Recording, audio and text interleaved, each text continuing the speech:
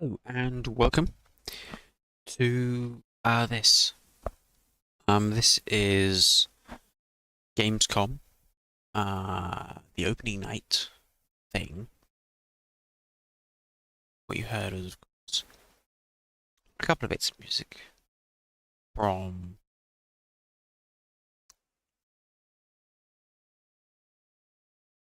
Mario Kart 8 Deluxe. And yeah, this is gonna be Gamescom, and Gamescom is it's kind of like E3 Europe, kind of. It's a smaller affair, naturally. But it kind of maintains the E3 tradition to an extent by actually having like a physical presence. Um, so yeah, that's basically what we're going to be doing today. Is looking at the opening night, which is their sort of overall presentation. There is, I think there's probably some extra ones, but for now, we'll just watch the opening night. This took place a couple of days ago, 2, 3 days ago. There's a Kirby Air Ride direct, but it's like 45 minutes entirely focused on Kirby Air Riders, which I want to watch, but I really can't be bothered, to be honest, to watch a 45-minute direct on a game I'm not even going to play for years. But hey, whatever. Maybe we'll check it out at some point, but I might just watch it in my own time. There's not really much I can say about a direct that's entirely focused on one game, but we'll see. I like Kirby Air Ride, so maybe I will watch it on the channel. But this is, yes, it's a kind of similar thing to Summer Games Fest, kind of, but like I said, it's a lower key affair comparison. And yeah, so.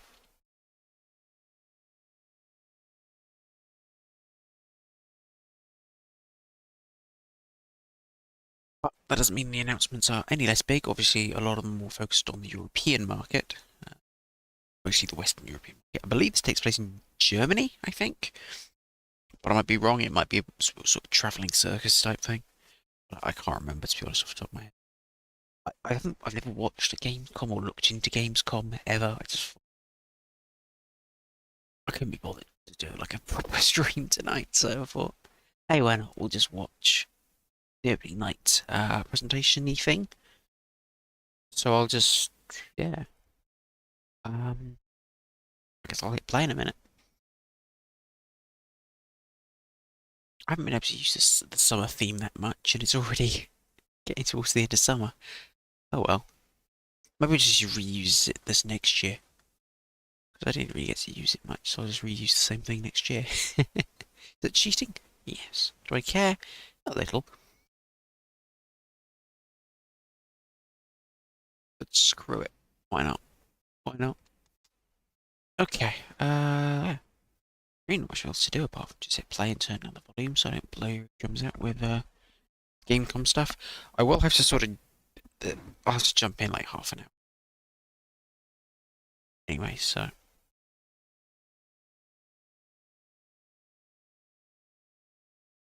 Oh god, it's gonna try and do it 4K or some shit, isn't it? I go to 1080p. We're fine. Still VP9, but 1080p at least.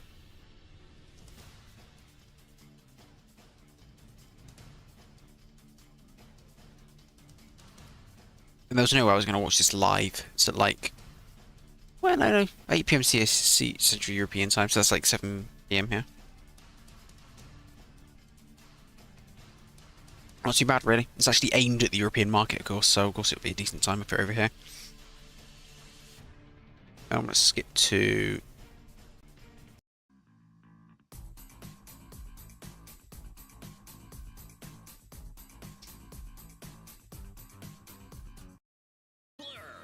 Here in the lead.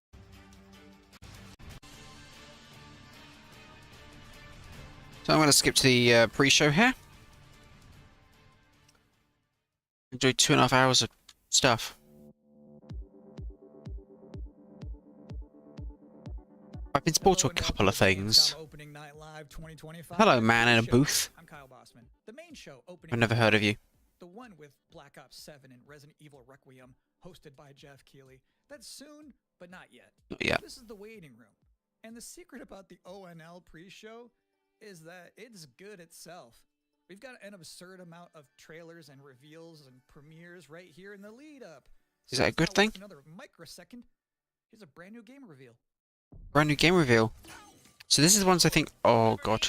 Your old pal Bubsy? No. From all those classic games you loved. Definitely, I love them. Was it something I said? What could possibly go wrong? Forget about that. Let's talk about the new one. No, it's not. Bubsy 4D. Nope. We're not Bubsying again. This I like. We're not Bubsying. We're not allowed to Bubsy. Where are we going next? Don't mind if I do. Zoink. I'm gonna hate this game if it actually turns out to be good. Call me the Orange Blur. Do any of these outfits come with pants?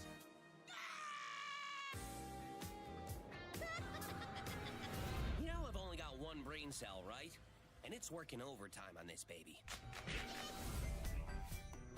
Atari? I didn't even know they were still around.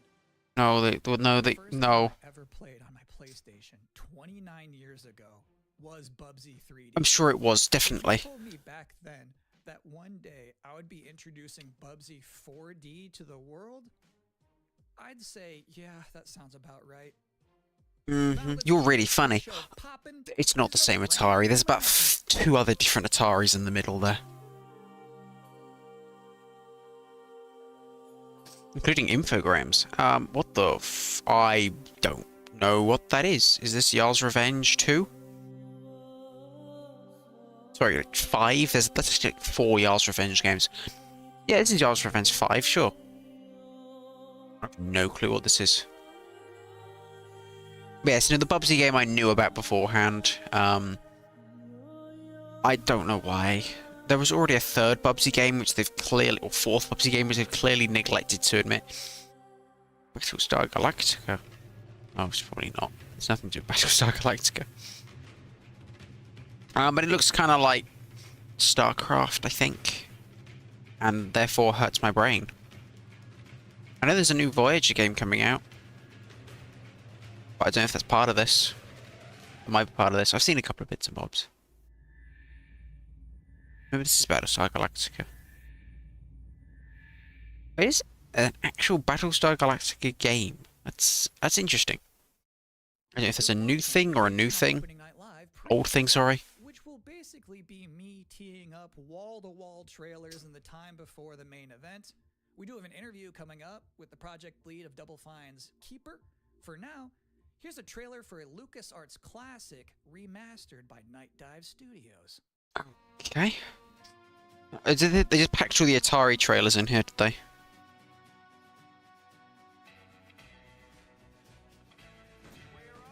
Oh Christ, what is this game?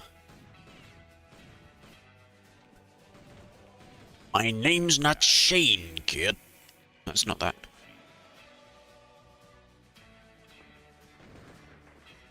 I don't know what this game is. But I assume it's based on the Doom engine if it's Night Dive. City rising. The city has my name on it. It's gonna take more than bullets to get what you want, mister. Looks alright. Once a lawman, always a lawman.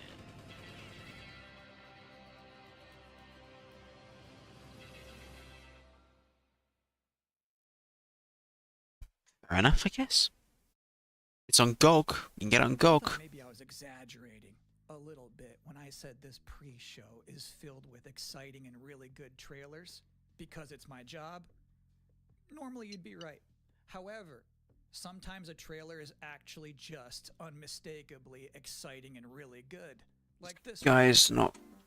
Okay. I can't even have time to discuss these games. There's too much going on. What, is this multi-track drifting? Multi-track drifting. The game. This is stupid.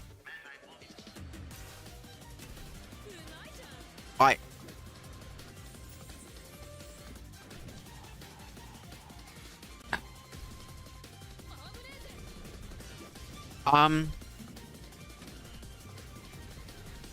play it though. This is the sort of stupid shit I'd play.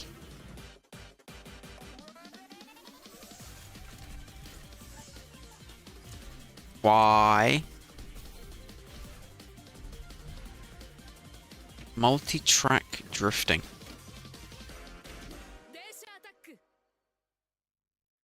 In this year's Xbox Showcase, Double Fine announced their first new game since Psychonauts 2. It's called Keeper. And joining us Oh, tonight I forgot that in this entirely. pre-recorded interview is the game's project lead, Lee Petty. Hi everyone, thanks. Hello, Richard Petty. I'm so excited to have you here. So you showed a first look at gameplay of Keeper. The game itself is about... Oh yes, I remember this now, and yes. also the bird as well, right? This duo. And I'm curious about whether that was conceptualized first as like imagery, like it sounds like a cool idea, or if that was conceptualized first from like a gameplay standpoint. I mean, all the trailers so far have been interesting, at least. So that's good. The game is about, you know, this lighthouse waking up after eons of lying dormant and learning to walk. And the bird is part of that, right? So the bird and the lighthouse are perfect companions because they're different. At the same time, the bird is wary of dark spaces, and there's a malevolent presence around the island that the lighthouse can keep at bay. So together, those two set out on this tale. Frame rate. Abilities complement each other, but also the bird becomes, I think, kind of the emotional heart of the game. You have an extensive background as an art director, right? I think that's apparent when anybody just looks at Keeper for the first time. So I'm curious about your inspirations. You know, there's so many inspirations for Keeper, and one of the ones that really stuck out was the Dark Crystal. I saw it as a kid, and it was really inspiring to me because it felt like such a different take on a fantasy world that I hadn't seen before, and it was beautiful, but also a bit tragic. It was scary. Why is there reverb all of a sudden? Playful and fun. Do the bird and the lighthouse have names? Yeah, well, at least the bird does, and we call the bird Twig internally because she has a beak that is made of driftwood. But for now, the lighthouse is simply the lighthouse. It's just simply the lighthouse, yeah. Lee, thank you so much for joining us here. What an interview. Amazing. When will people be able to play Keeper? That was such insight. So insightful. It's coming up really soon, and we can't wait for people to get in there and experience our strange, beautiful world for themselves. Thanks so much for joining us. Thank you. Well, that was a great interview. And if you thought this pre-show couldn't get any more masculine, buddy, watch this. What? Oh god. I've got the audience sounds now for the pre-show.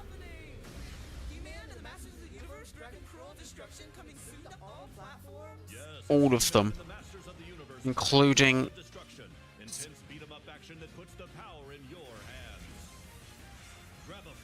those controllers look so bad.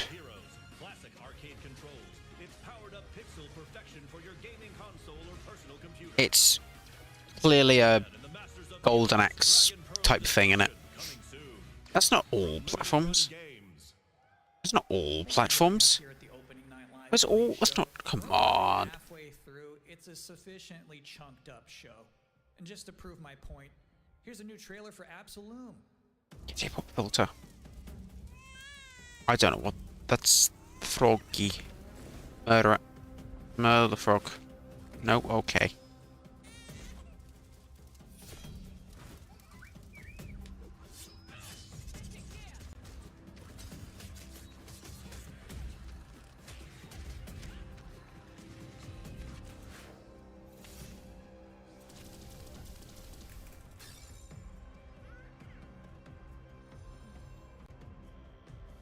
Frog wizard.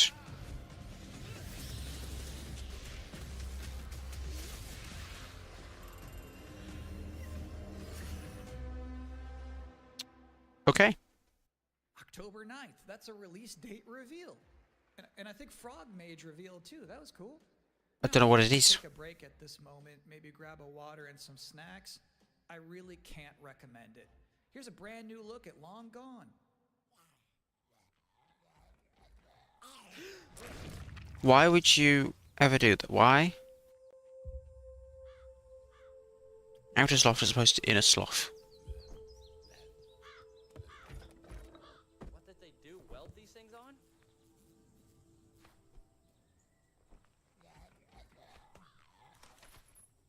Just throw something at it.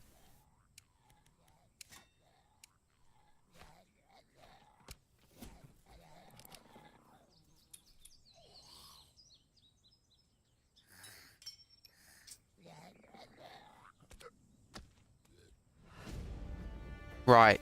Okay.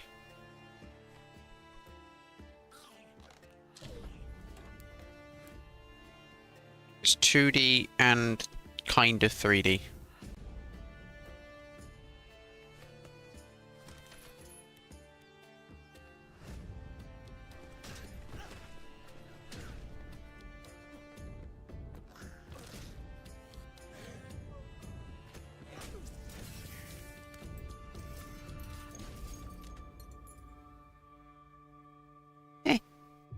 I'm good.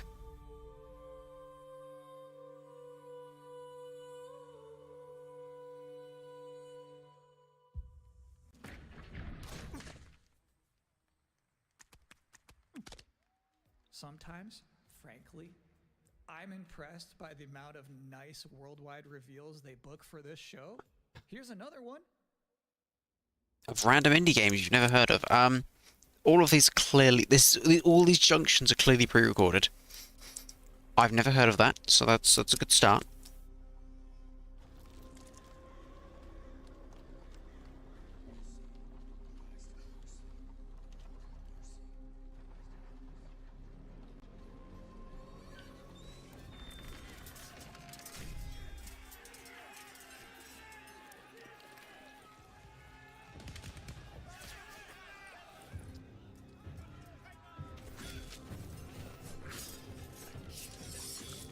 Okay.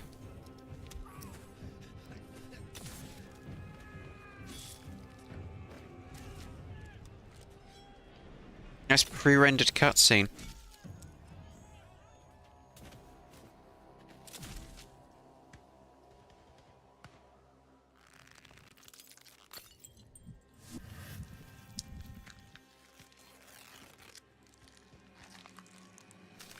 You got big arm.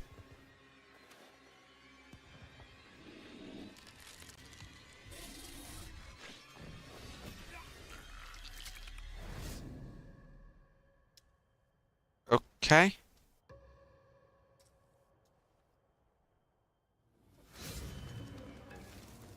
I assume this will run at 15 frames per second on my PlayStation 5 and run in Unreal Engine 12.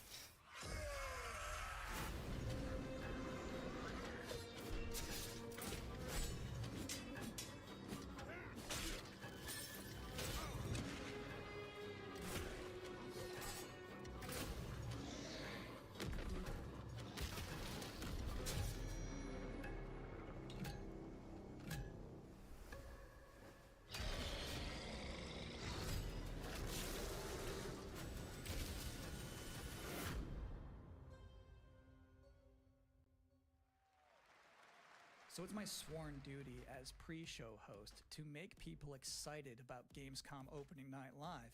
Thing is, you can't just tell someone to be excited. You can't just say, y'all excited, and expect people to start clapping. You have to give them a reason to be excited.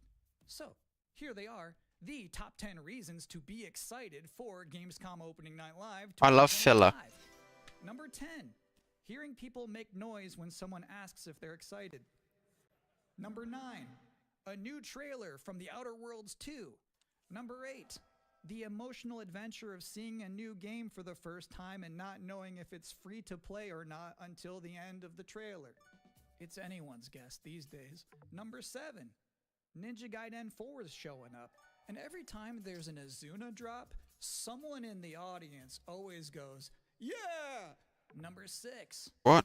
knowing there's no Silk Song, understanding there's no Silk Song, but still thinking, what if there's Silk Song? Number 5, Ghost of Yotei is in this? This PlayStation just had a 19-minute gameplay blowout. You have to wonder what they've been saving for Gamescom.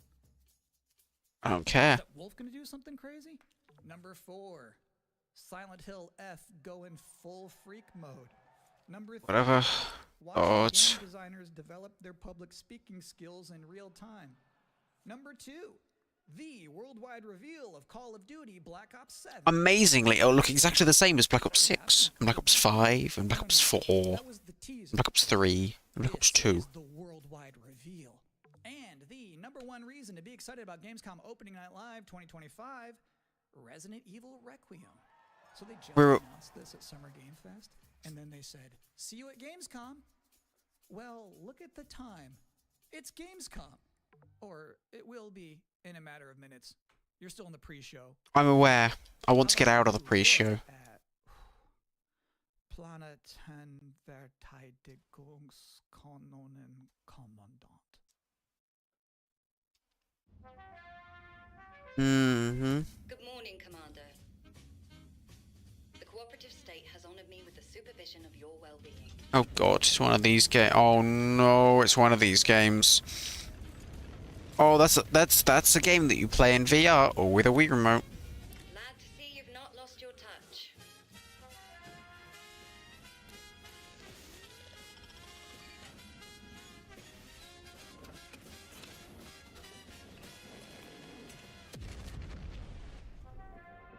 Multiple separatist vessels approach. They wish to eliminate this facility.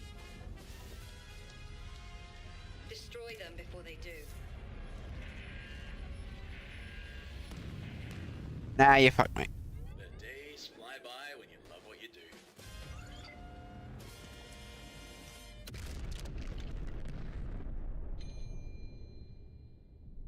Uh-huh. Welcome again to the Gamescom Opening Night Live pre-show. If you're just joining us, there's still plenty of time to enjoy some bonus video game trailers before the big show begins. Here's a freaky one. Moon. So... This is all those trailers that they just thought weren't good enough for the main thing, I assume. I don't know why they do this, though. Is this meant to make you excited, or is this meant to, like, tire you out and make you fatigued before it's even begun? Like... I get it's like... This is just... I don't want to use the word slop, but it's slop.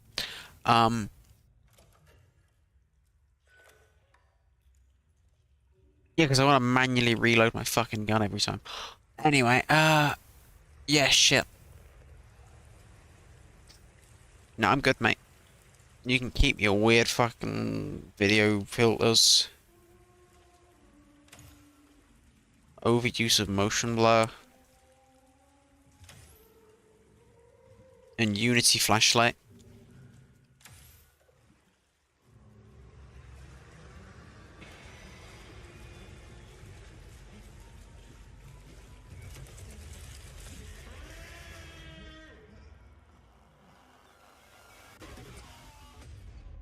Mm-hmm.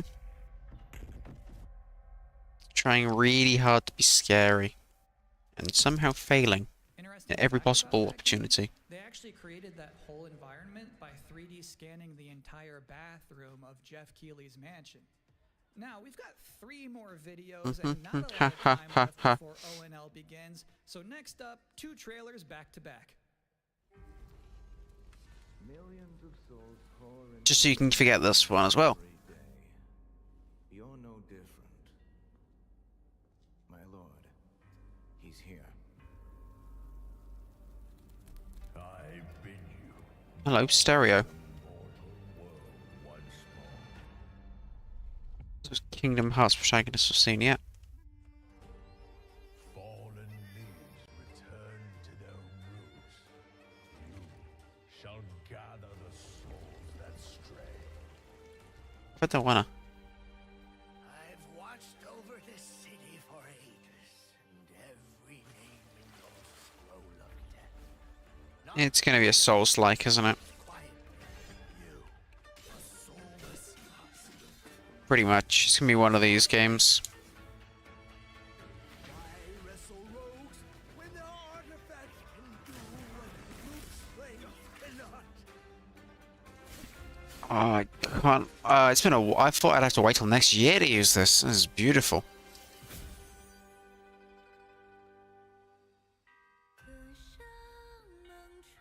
I'm gonna keep playing it then, because Christ, there's even a song.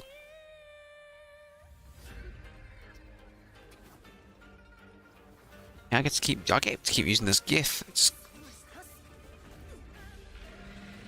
Yeah, okay.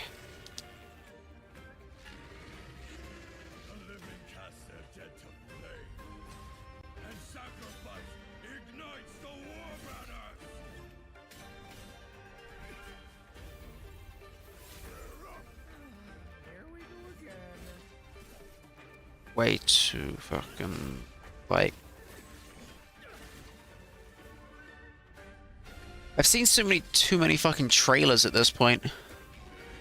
Romslop? Why'd you have a crown? It's because you're the first person to chat here. Sorry, you missed the Bubsy 4D trailer that was right at the beginning. That's the only notable thing that's happened so far. There was a couple of neat games like after that, but that's pretty much been it so far. Not life. How can you know that? Have I still got the GIF up? I should have the GIF up still, but I don't. Okay.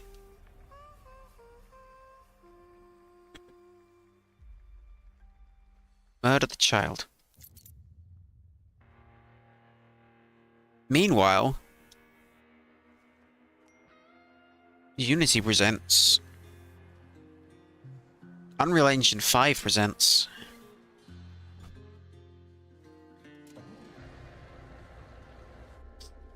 American Truck Simulator 2.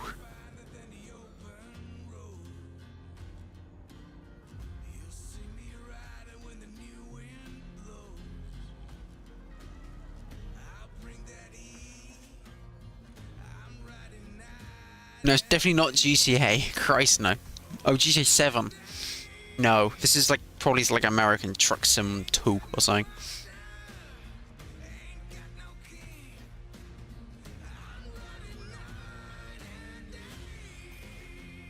Or a game like it. A game like Euro Truck Simulator, but America. Bad news, Deacon. Storm's almost on top of you. I got eyes on it. You can still turn around, you know. Pineview won't hold out. XDC Logistics. They said you were coming. But take care now, you hear? Let's get Now it becomes SnowRunner. What's this guy trying to do in chat? Road Kings. Okay, fair enough. Okay. Does that count as a racing game? Maybe? Moment to catch your breath after that.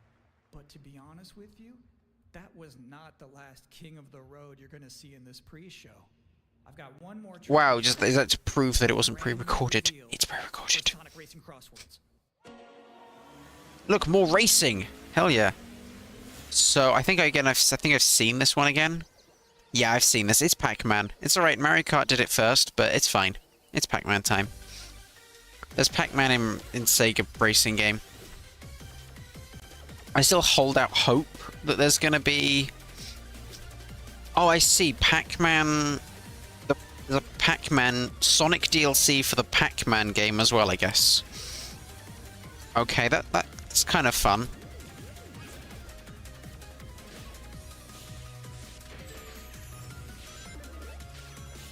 Fair enough.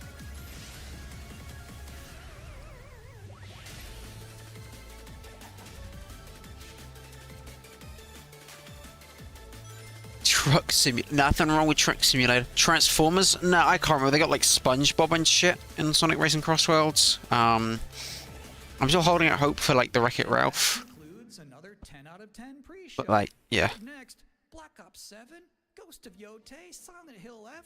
Why did he? I don't know. But no, like, yeah, like Wreck-It Ralph was in Sonic and Sega All-Stars Racing Transformed. I'm hoping they do the collaboration again, but actually put the characters they should have put in. Like, you know, the Sugar Rush characters, the one in the actual fucking racing game. It's fine. Resident Evil I'm not bitter about it still. More apparently, it is time for Gamescom Opening Night Live 2025. Thanks for watching. Alright, here's the actual show. Is it loud enough your end? Yeah, it looks loud enough your end. It is Gamescom. Please welcome your host, the creator of the Game Awards, Jeff Keighley. There he is. Here's Jeff. I don't know where Gamescom is. I think it's in Germany, but it might not be. It's in Europe somewhere. No, it's definitely not going to be one of them. There's not going to be any of them. They just mean there's a lot of like blood. Hi Jeff, how you doing? Guten Abend! Welcome to Gamescom! Was that an attempt at German? All right. This is Opening Night Live. Hello, everybody, and this is the It is in Germany then. the biggest games festival in the world, right here in Cologne, Germany. There we go. We've got over 5,000 Cologne. fans in the hall here at Cologne Messe tonight. Welcome, everybody. Okay, there we go. And by Please the end of the applause. week, more than 300,000 people will walk the show floor, which for the first time has more than 1,500 exhibitors. Yeah, like I say, it's Eve. It just moved right here to Germany.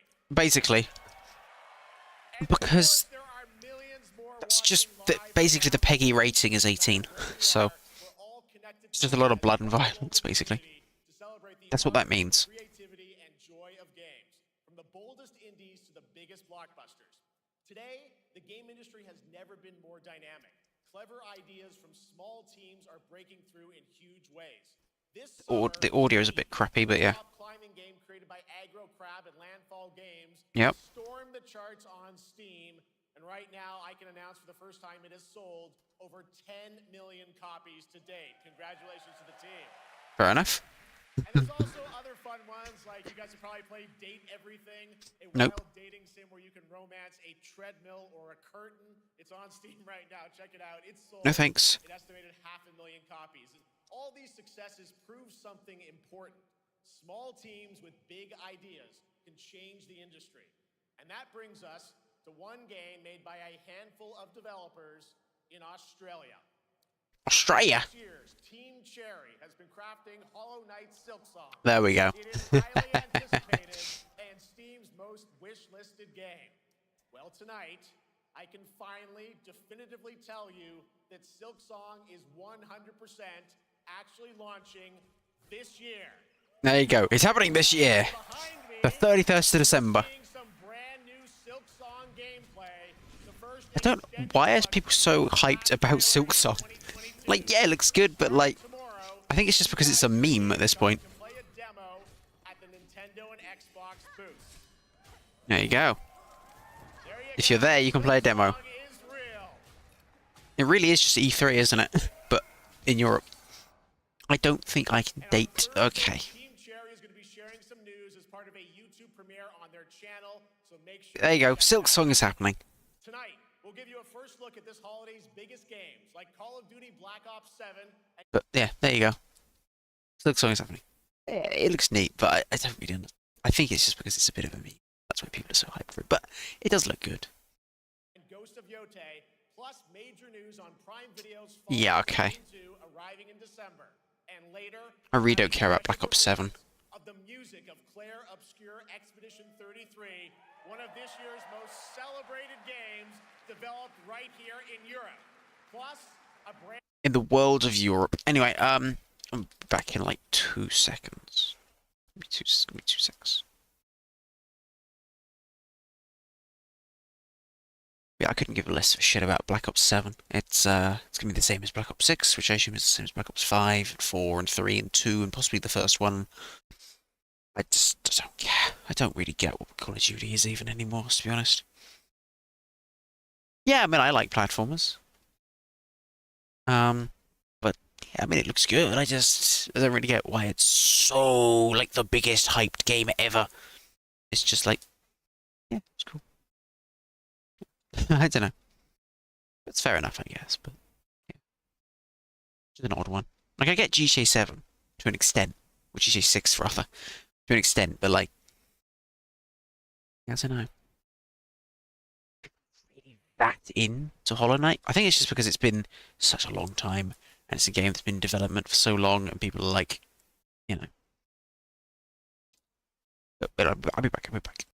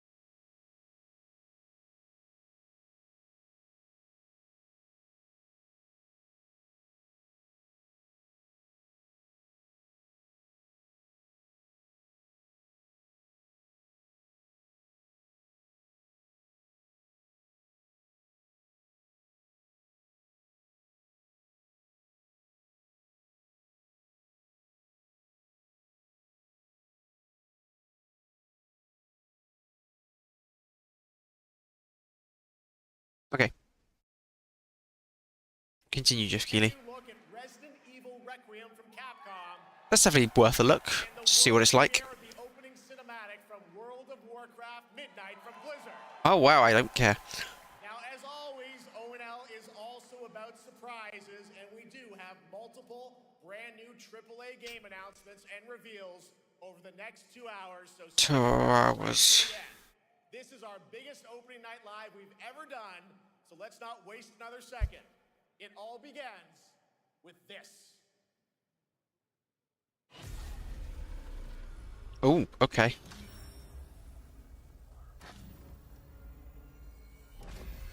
Watch Dogs 3. Such satisfaction to see you here.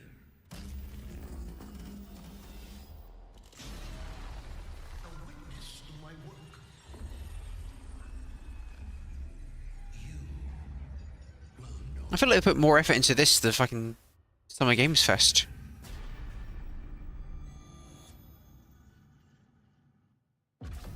They want you afraid. It's a horror game. Easier to control. With shooty shoot. It's time to wake Oh, it's wacky. Oh, there it is. That is Black Ops 7, apparently. Shall once again run red with your blood. Raul Menendez ignited global unrest on an unprecedented scale. Menendez is a terrorist. We're bringing peace and security to the world. He refuses to let me go. Stop looking backwards, David. What matters is what we do next. A lot of people counting on us for answers. What even is Call of Duty anymore?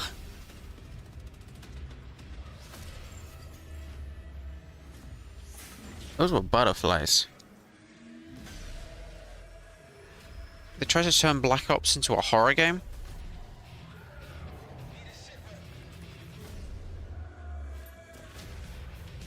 What? This isn't real. The hell it ain't!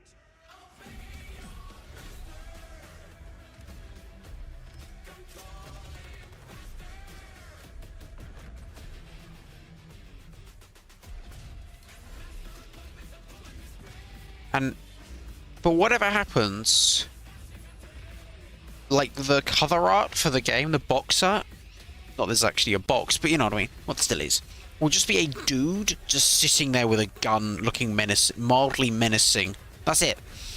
You'll see it in a minute. So eager to leave, David.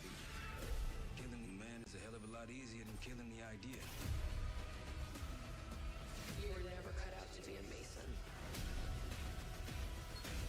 No more games. This ends now. Okay. See, told you, let's just dude looking minorly menacing. And there's going to be 50 million bits of pre-order DLC that no one gives a shit about.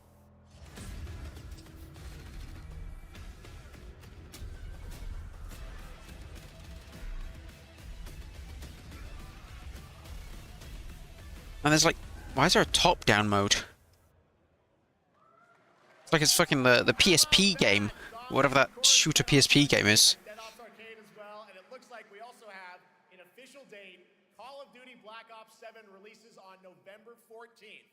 And to tell us more, I did please not welcome play that. Kyle Hudson from Treyarch and Natalie Pohorsky from Raven to Opening Night Live. Still Treyarch? I thought they stopped making them years ago.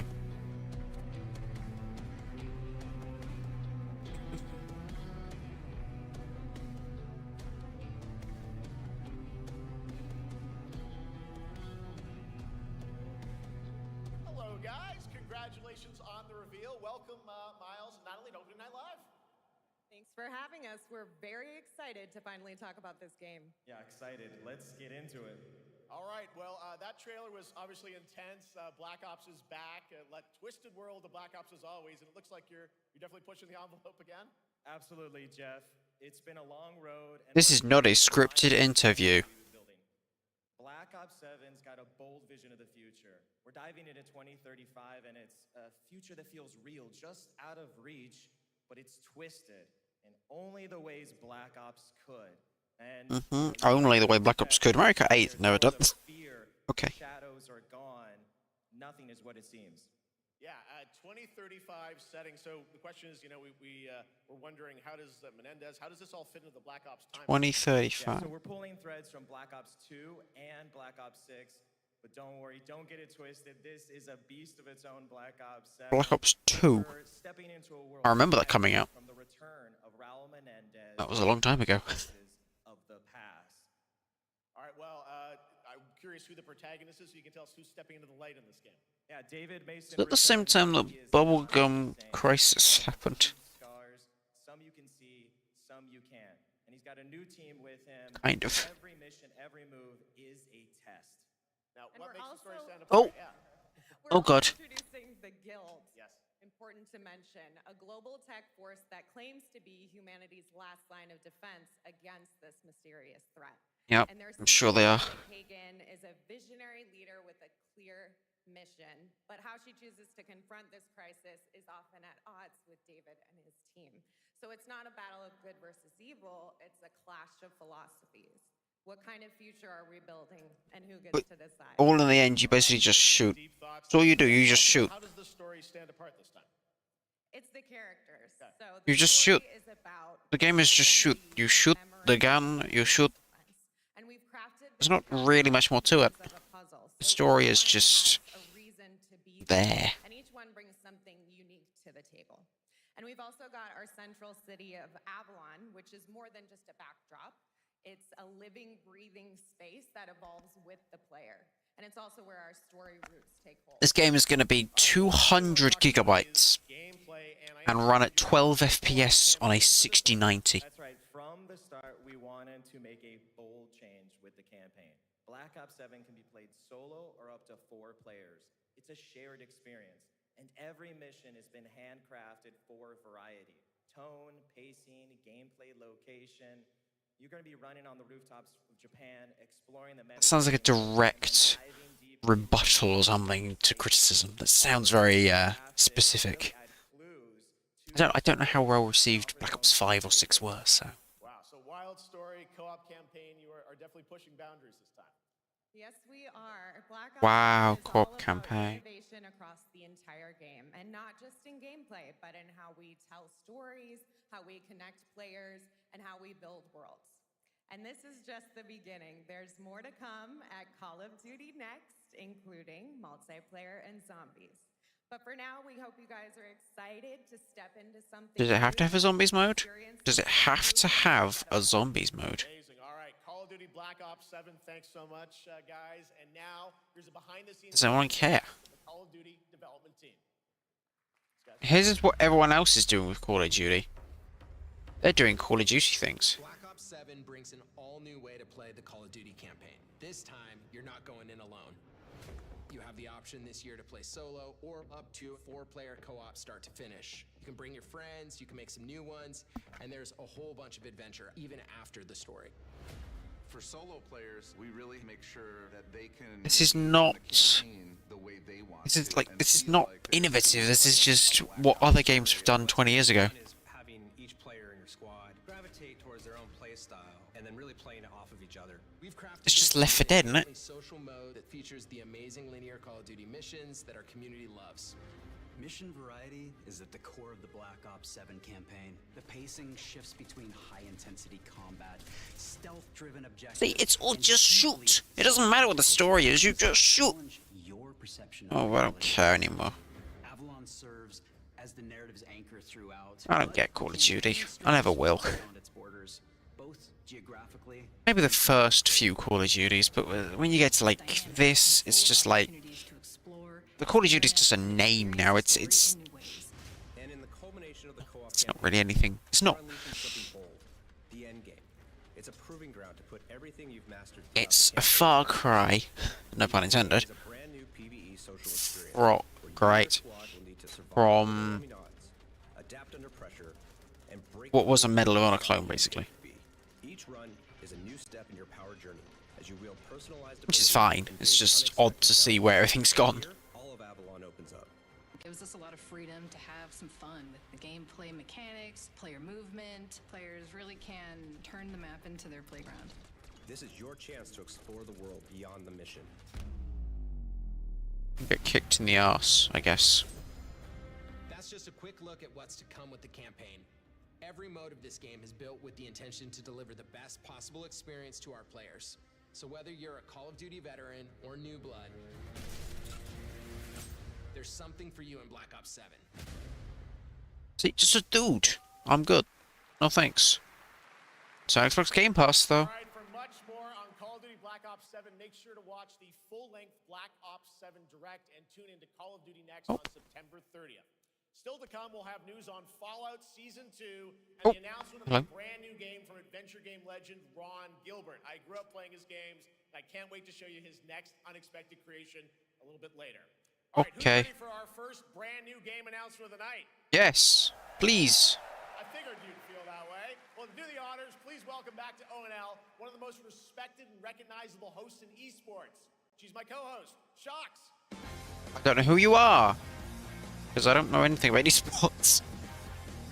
I don't care about esports, because no one, well, very few people do. But anyway, hello. Please do co-hosting now. Thank you. Hi everyone, thank you so much, Jeff. It is so great to be back here at Gamescom and ONL. I just had so much fun last year that I had to run it back. And let me just say, we have an unbelievable show for you tonight. And now, without further ado, it's That is a Gamescom branded top. Okay. Please enjoy. That's an eyeball. Have forsaken us for fear of the coming darkness consumes all but you. Of course.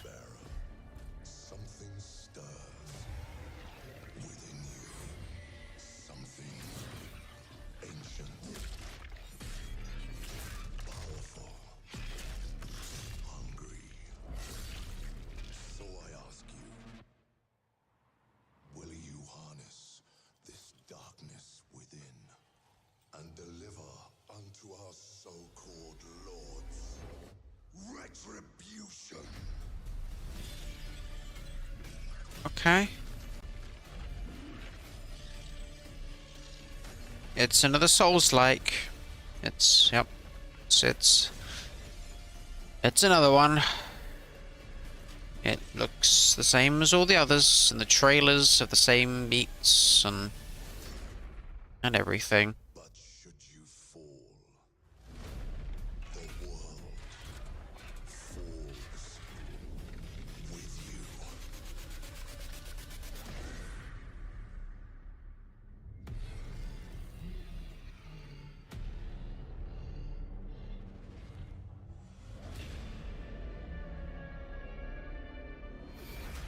Lords of the Fallen 2. I didn't even know there was a first one.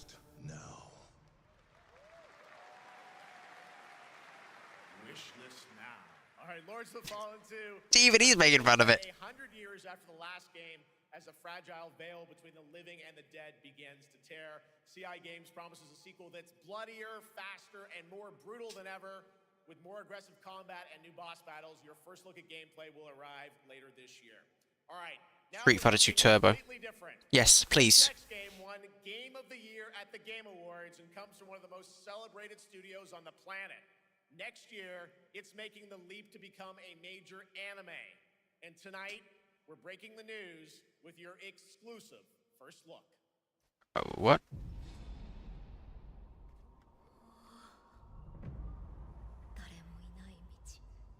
Okay. I don't remember what one Game of the Year. This does not help me.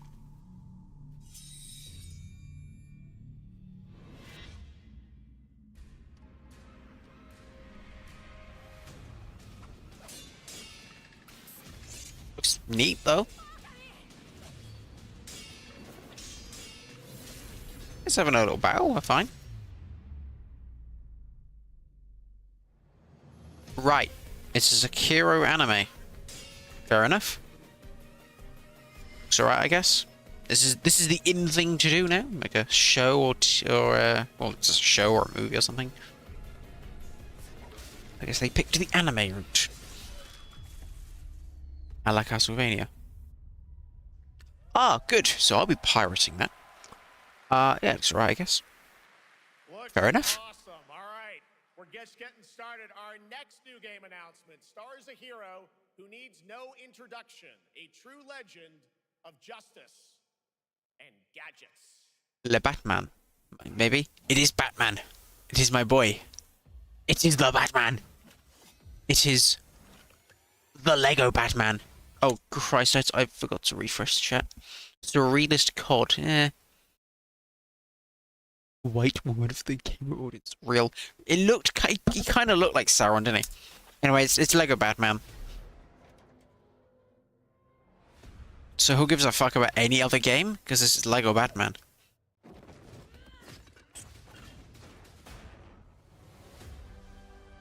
Oh, he's looking funky. I need to become more than a man. I need to become a symbol. What did you have in mind?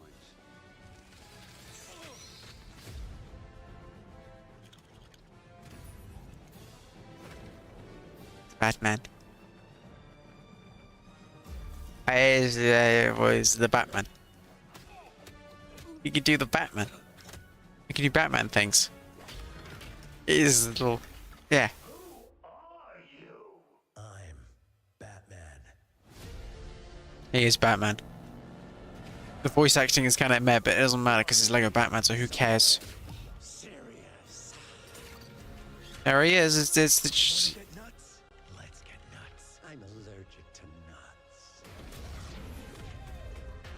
Who's the man behind the mask?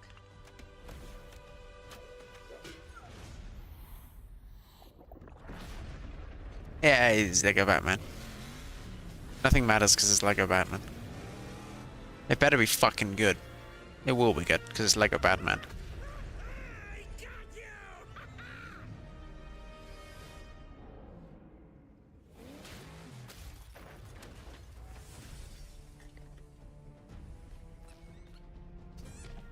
Fuck it, Robert Ducks.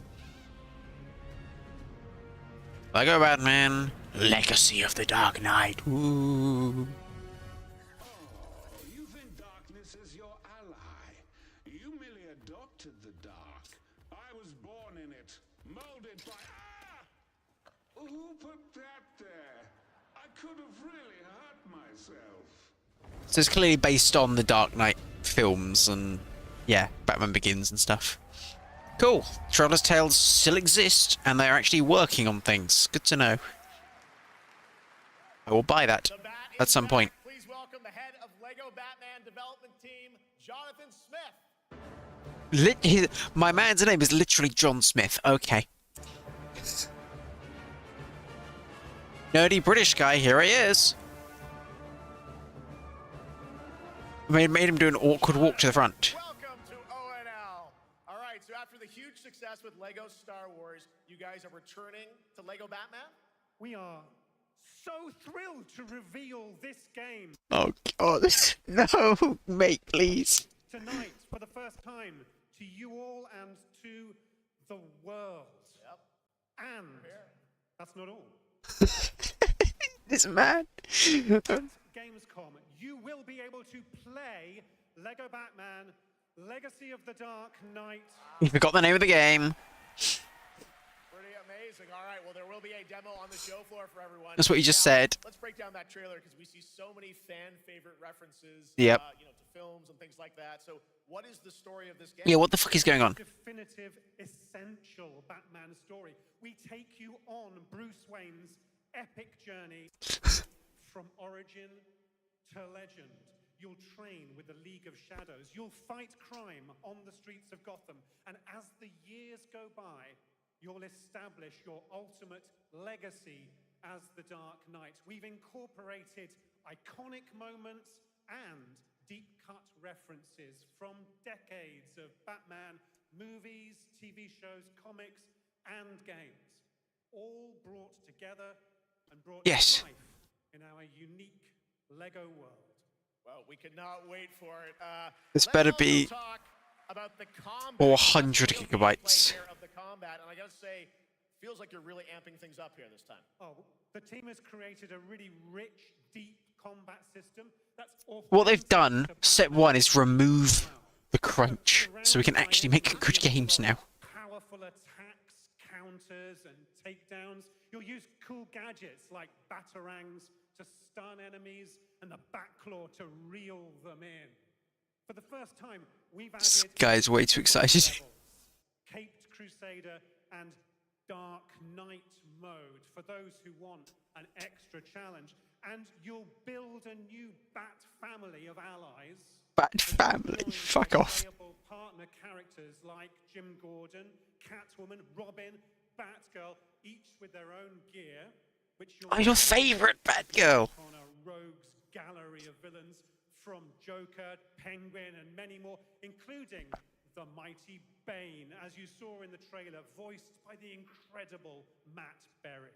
Oh my god, I cannot wait Matt to see Berry is fucking Bane. Okay. It also looks like you have a bit of a, like, is it an open world Gotham? Is that fair to say? Sure, that's right. Gotham is a playground, a Like it was in Lego Batman 2. Yep, fair enough. You can grapple from rooftop to rooftop, glide over the streets, or cruise around in your choice of Batmobile. This game has it all. Jeff Keighley is just like, how do I stop this man? I think you've sold me on it. All right, John. I'm pretty hyped about it. It will be here playable, as we mentioned, for all you here in Germany. You can play Lego Batman Legacy of the Dark Knight for the first time starting tomorrow on the Gamescom show floor. Thank you so much, Jonathan. Awesome. All right. Fair enough. Over to Shots with our next news Bye. announcement exclusively on ONL. Well, I don't care about anything else. They just announced Lego Batman. Indeed, I find myself here in the audience. There we go. I find myself here in the audience. Thank you so much, Jeff. And some of the best fans at ONL. So is everybody having fun? I love it. Well, we're just getting started. Still to come, we have an amazing musical performance from Claire Obscure Expedition 33. I can hardly wait. And you can hardly say it. Resident Evil Requiem as well. We're aware. A bunch of other surprises. I know what you guys are excited for. I can hear it. But now it's time for a new game announcement. A long-awaited sequel that fans have been eager to see for nearly a decade.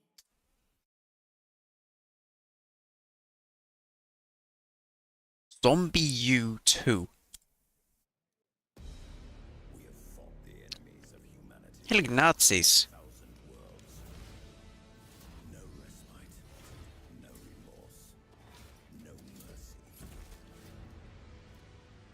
I don't know what this is. I haven't got a clue.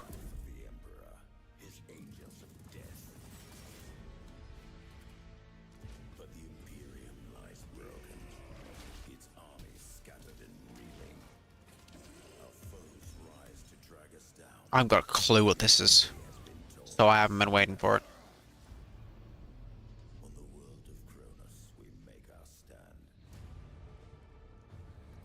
Bionicle. Interesting new take, guys. I feel like I recognize it, but I don't. I'm not quite there. You know what I mean?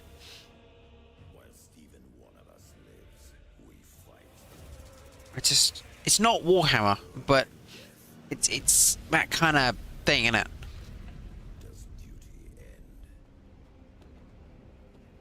It is Warhammer. Okay, well there we go. I was thinking it looked familiar. Yeah, okay, of course it's Warhammer. I just didn't know which Warhammer. Because there's about 50 million different... Oh, it's one of these kind of games. Oh, God. No, no. Brain hurts already. Too many buttons. Too many buttons. Remove the buttons. Nope, nope. Too many buttons on screen. Nope.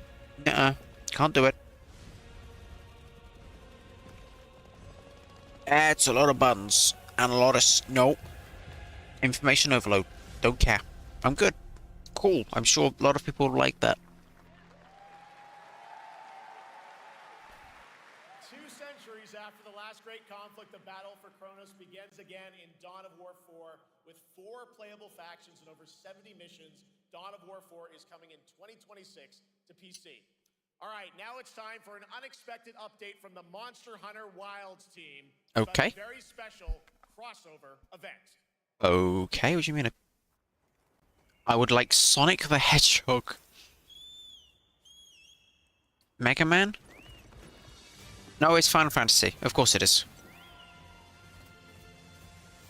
You know, Capcom, you have more than 2 franchises.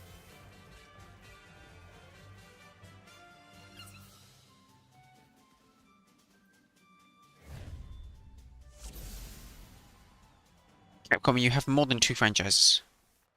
You'll actually use them. I want Penguin Wars. To be honest, I've barely played Monster Hunter. I like the look of the games. They look fun. I think. Maybe. Possibly. But I've never gotten around to any of them, so... They might be good. I might not like them. I don't know. The only one I've got is Try. It is my great honor to welcome 2 very special guests together on stage. Ryozo-san from Capcom. I think I own one of them on PC. I don't think I do. Squeenix is the technical term, I believe.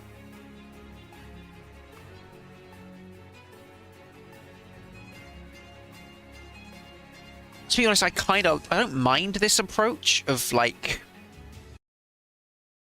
a bit more of a traditional E3 presentation approach, where there's a game, talk about it, you have a game, instead of, like, Summer Games Fest, where it's just constant, relentless trailers. It's a bit nicer. Yes, you don't quite have the variety, but it is nice to have a bit more of a medium tempo. Which, I mean, you got the fast tempo from the pre-show, so you don't really need the hyper-speed trailer barrage, because you got some of that from the pre-show.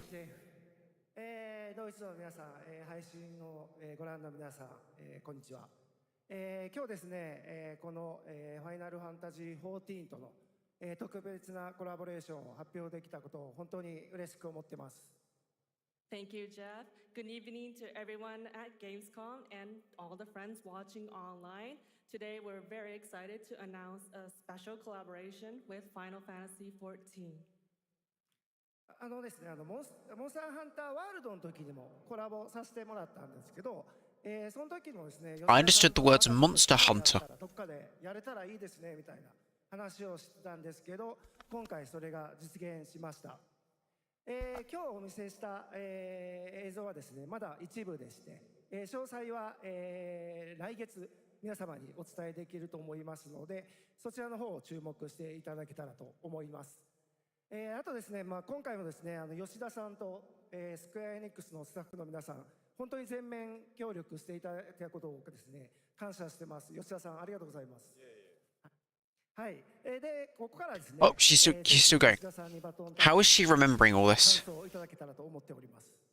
Okay. After our collaboration in Monster Hunter World, I remember talking to Yoshida-san and discussing how much we wanted to do it again, and now we're very thrilled to make it happen.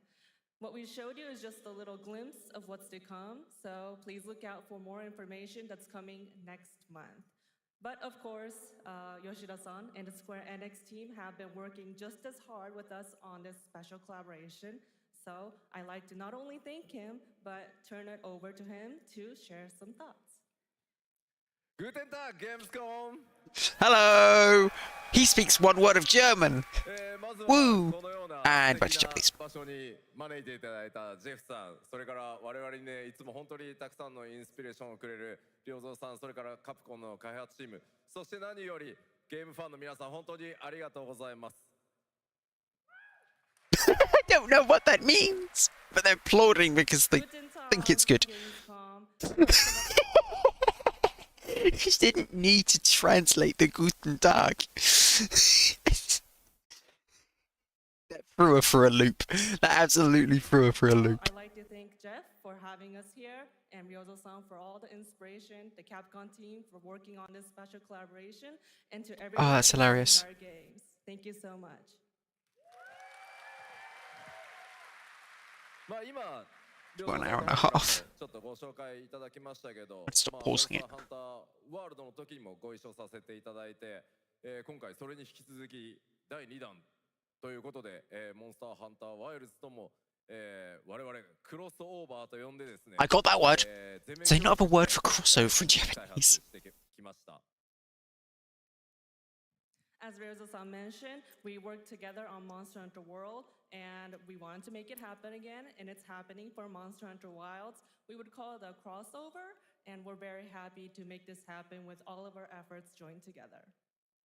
もちろんクロスオーバーですので、Final Fantasy 14側にも Crossover! バトルコンテンツ He says that word very nicely, し doesn't て he? おります。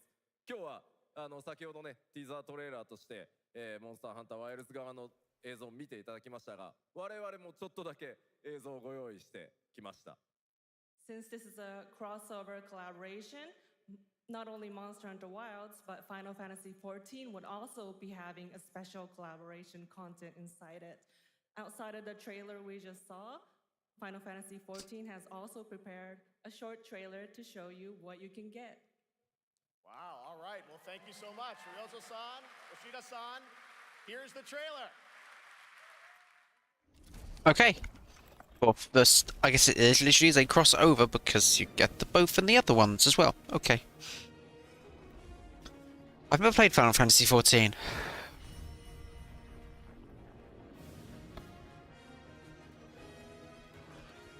That is to say, I've never really played a Final Fantasy game. But, yeah.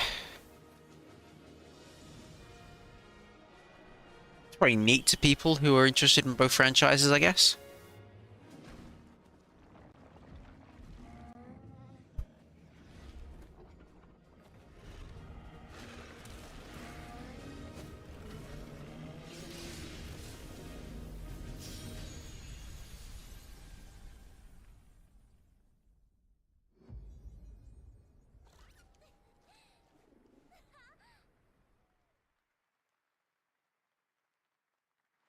It's on goddamn Mac? You can play it on Macintosh? How old is that logo?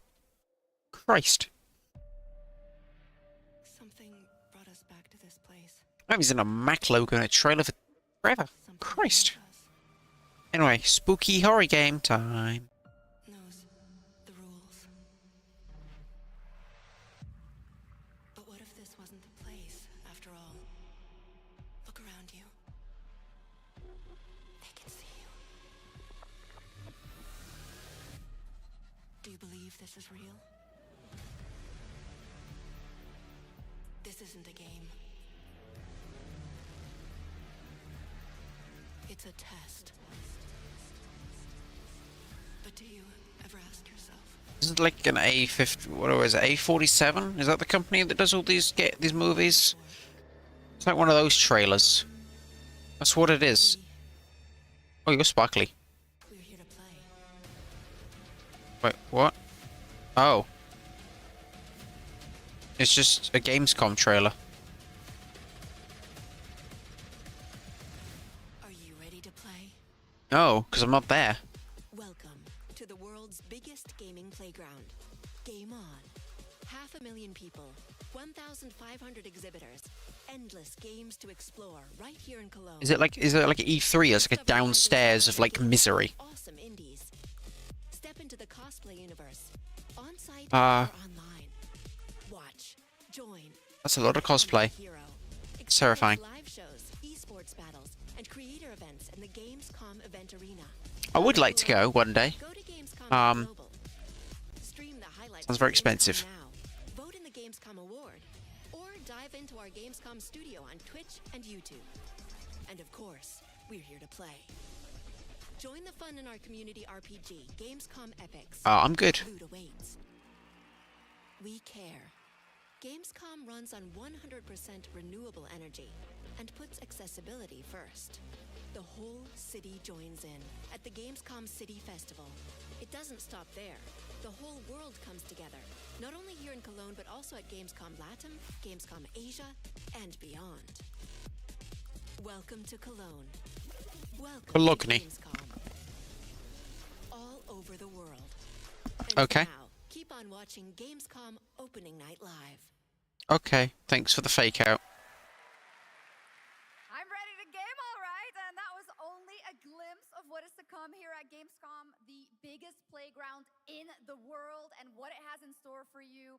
We're here to play, and the fun is just getting started. So, Jeff, what's next? Is it anything good? I think it's going to be good. It's going to be a video game, I can tell you that much. Last year at the It will be a video game. the honor of announcing the long-awaited return of one of Capcom's most iconic action series, Onimusha. And tonight, we take the next step on that journey. Here's a brand new look at Onimusha. Oops, I bashed the mic. Coming in 2026. I'm good. But I'm sure some people are excited. It's one of those where I'm just like, I think.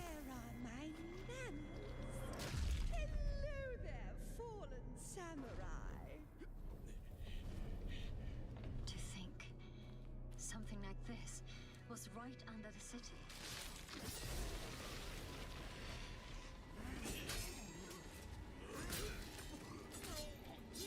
What fearsome power! Be careful! Righteous! And after everything you and your awful kind put him through, too. Were you feeling left out? Here, let me show you something to cheer you up.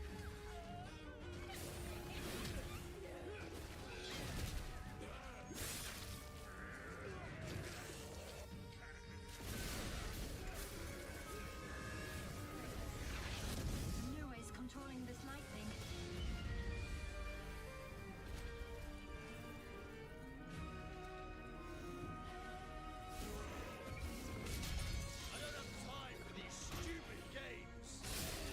Why is everyone British? I'm terribly sorry. Anyway, do enjoy.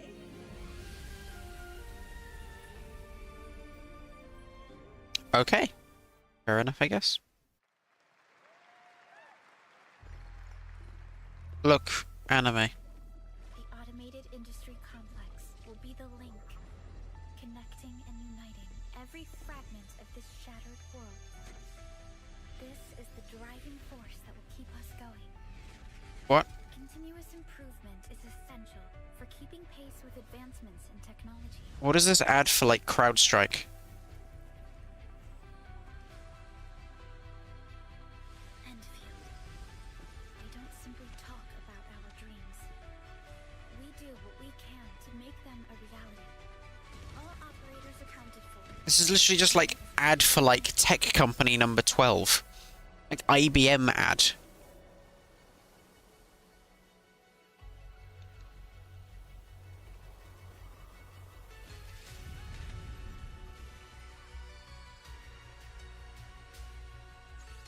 Is this Anime Factorio? I guess after Satisfactory like did the rounds, I guess you've got to make an anime version.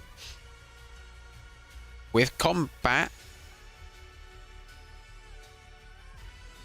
Of course, and it's going to be free to play, because of course it is. And it's going to be a gacha game. Yeah, it's free to play. Oh, it's Arknights. Right, so it is free to play and a gacha game. Great. Okay, there we go.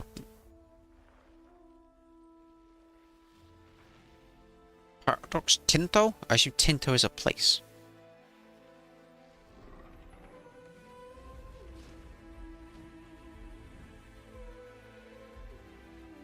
I'm trying to remember what Paradox do. It's not Civilization, but it's kind of like that sort of thing, isn't it? It's a very pretty trailer. I don't know what the... I don't remember what the game is.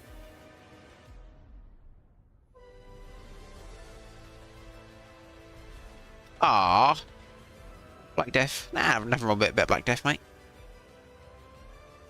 We will create the giant kingdom of Sweden. What the fuck? Is this like Anno... whatever? Oh, Europa Universalis. Right, yeah, Europa Universalis 4 came out like 10 years ago or something, didn't it? Oh yeah, this is the sequel to this game.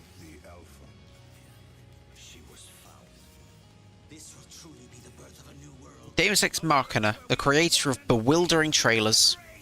I'm afraid your friends came far too late. I see the years haven't been kind. I know about the Alpha. Why is she here?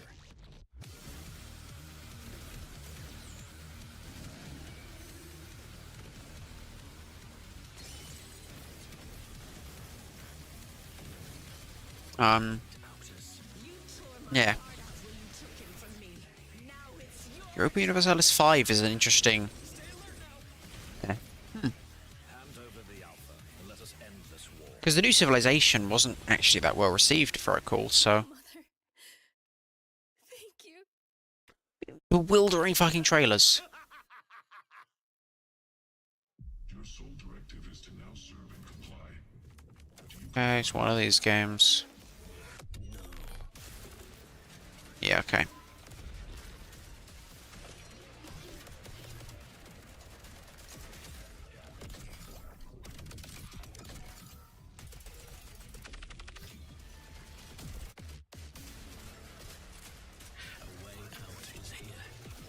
It's Vampire Survivors, but 3D.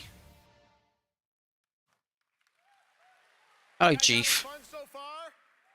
We got a lot of Joof. shows still coming your way. All right, now it is time to head back into the wasteland. We're talking about the TGA award-winning Fallout series based on Bethesda's legendary RPG franchise. Season 1 earned universal praise for its tone, storytelling, and original characters, not to mention how faithfully it brought Bethesda's game world to life. Well, later this year, the series returns to Prime Video for Season 2. To tell us more, please welcome to ONL some very special guests. Series executive producer This is where I Jonathan sleep, Nolan, because I don't executive care about producer TV. Neil Robertson Dorrit, and stars Ella Purnell and Aaron Moten. I don't know who those people are, so it doesn't make me excited. Apparently the first series was good, but I haven't seen it, so I don't know. I don't really care about TV.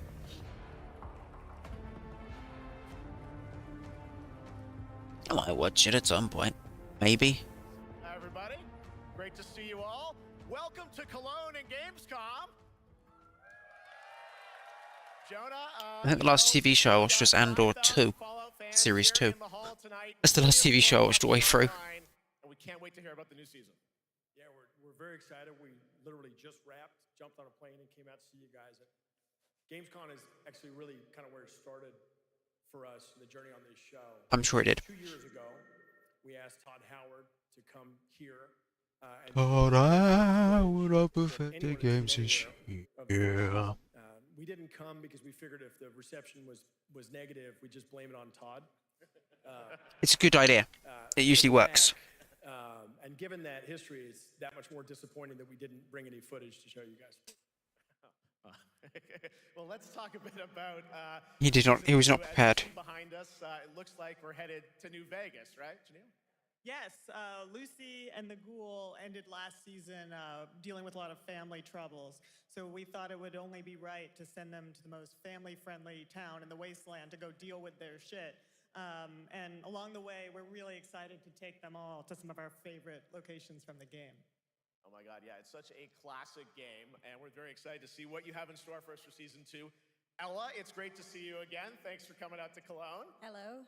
Last time we saw you was at Game Awards when Fallout won Best Adaptation. You were up against yourself in Arcane, and you won for Fallout. Congratulations. We want to talk about Lucy's journey in Season 2. You know, how do you think her exposure to the wasteland is going to sort of affect her Vulture sensibilities this time? Yes, the question is, what is she going to do when she finds her dad? Is she going to bring him back to her vault and give him justice, or is she going to give him wasteland justice, which is the Ghoul's justice? I think a central question of the season is whether Lucy will transform the Ghoul or whether the Ghoul will transform Lucy, and how much they will influence each What the fuck is she going on about? I thought Fallout. I don't know anything about Fallout either. So as far as I know, Fallout is about like a game where you try and survive in like nuclear wasteland. That's it. That's all I know. So deep. Yes. So Tell deep, us more. Jeff.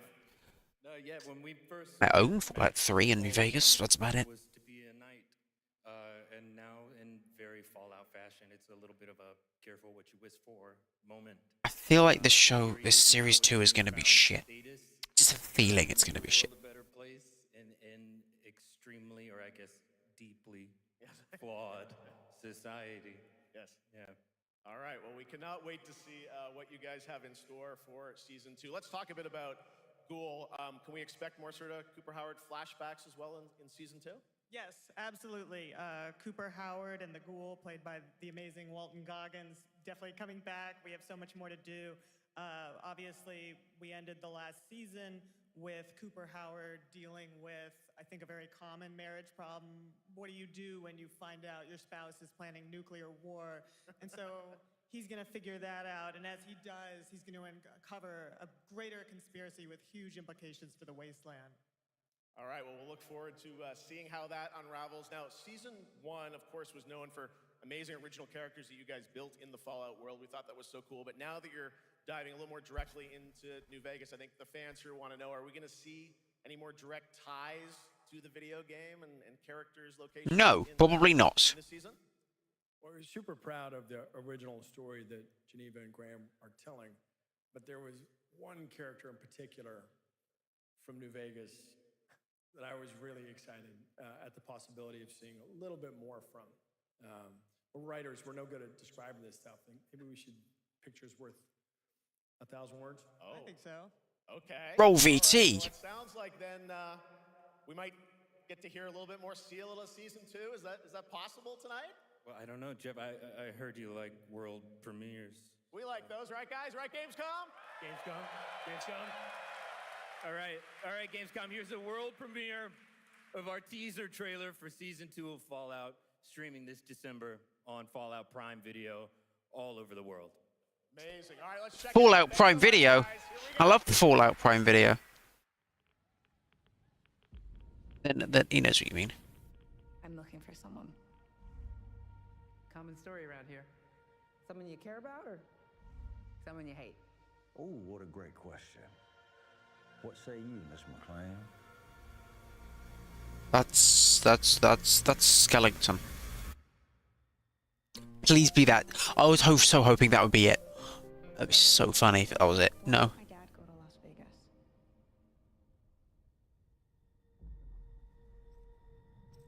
You want to know why the world ended? It started here with one man. It's all over, but the cry. Cooper Howard, star of the silver screen. Like yourself, I am the very best at what I do. They got the aesthetic down anyway. And what I do is I know everything.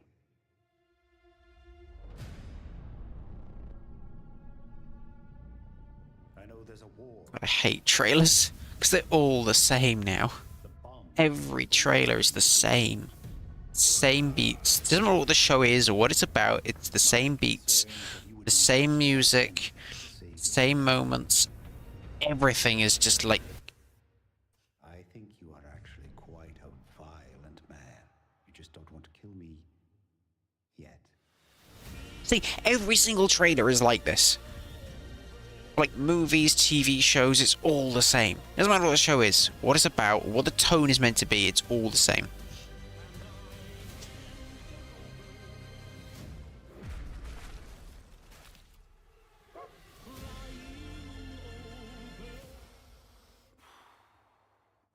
Let's get lucky, shall we?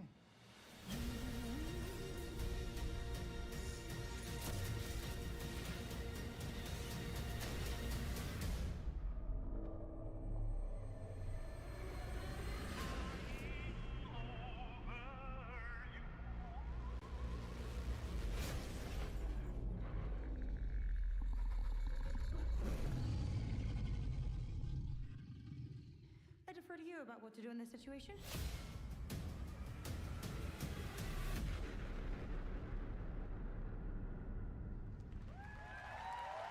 But it looks alright, I guess. I don't know. How about that? That looks incredible. Deathclaw, of course, in our first look at the new season. Where'd they go? House's Jonathan Tees, played by Justin Theroux. It is an amazing Gamescom exclusive, and we've got another one for you. The first drop of the all-new Season 2 posters. We cannot wait to see what Lucy, Max, okay. and the Ghoul have in store Great. for us when Fallout Season 2 begins December 17th, with new episodes premiering weekly on Prime Video. Alrighty. All right, now back to you, Shox. Thank you so much. That looks so awesome. I can't wait. But last year, Indiana Jones and the Great Circle was acclaimed for its incredible gameplay and story. And next Not so month, much for its frame rate. continues with The Order of Giants, The I didn't. story expansion Oh. with new puzzles. Oh right. I was gonna say the new game already. No, it's just DLC. Add the gameplay and a special announcement. An expansion pack, if you will. So will this run at half the frame rate of the base game?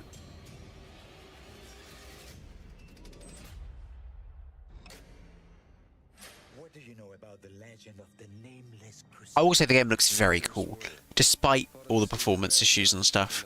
If I play in like 10 years when the hardware's actually caught up, then it probably will actually be quite a good game. Good game. Pope Paul IV had an item of this crusader in his possession, his helmet. I'll tell you what, if I see the helmet, I'll leave it exactly as I found it. Sound good?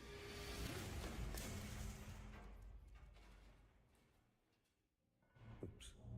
Yep, there we go. Oh boy.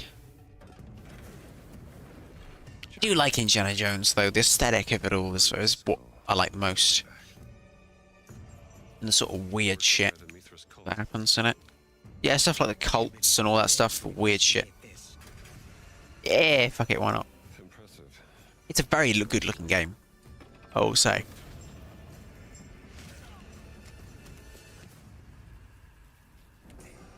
Like, it's what games in 2002 were striving for in terms of realism.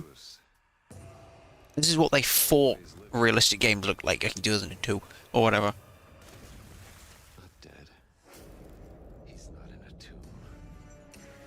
Look, that's 1, 2, 3, 4 for the 4 Indiana Jones films.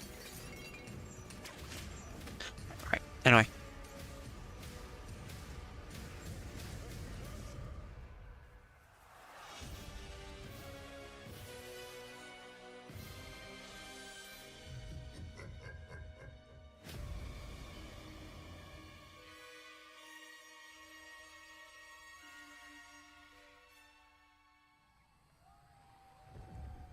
Fair enough.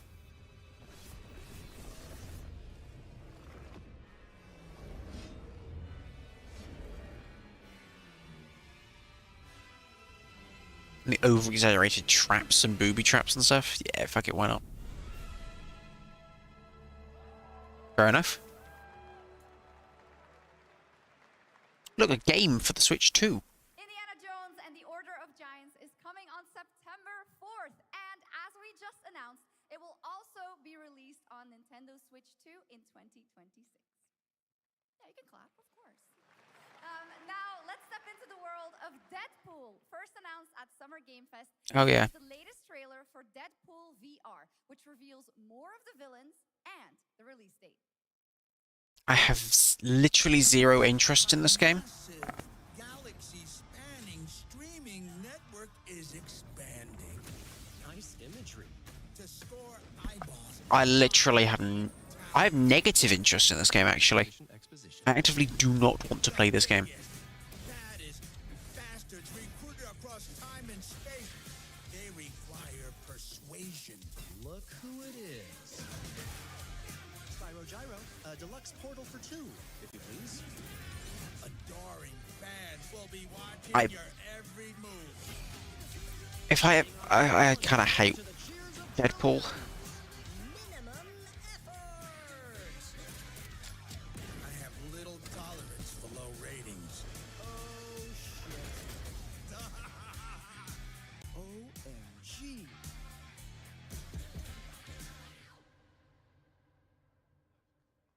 I have zero interest. I just don't know. I just can't stand Deadpool.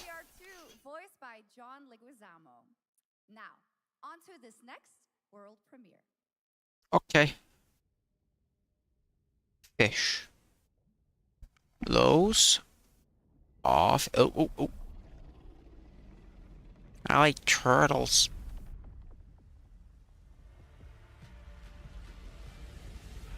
Oh. The tank. You go from like, oh look, fish.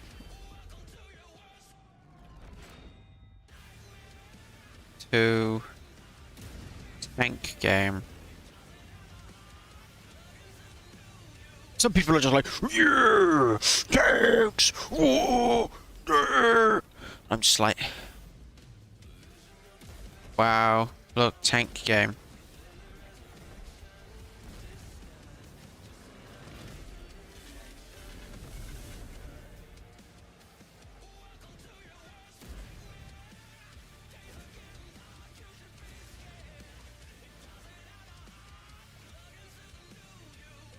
The best tank game is Wii Tanks.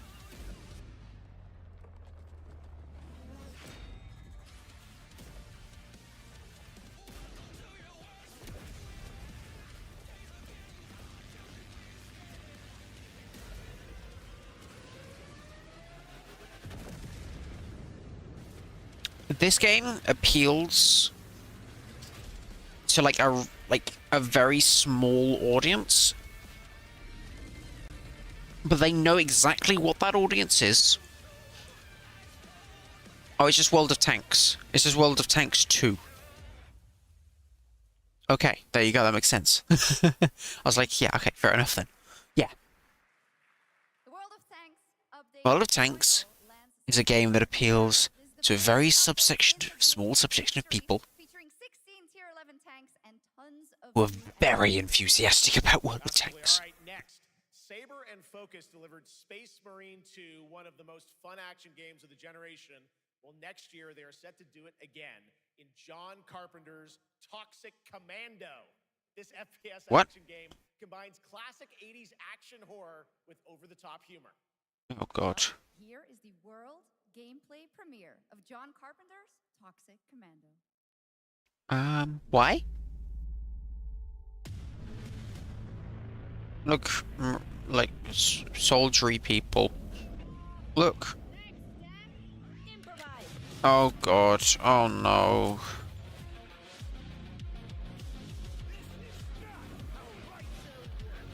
Yeah, okay.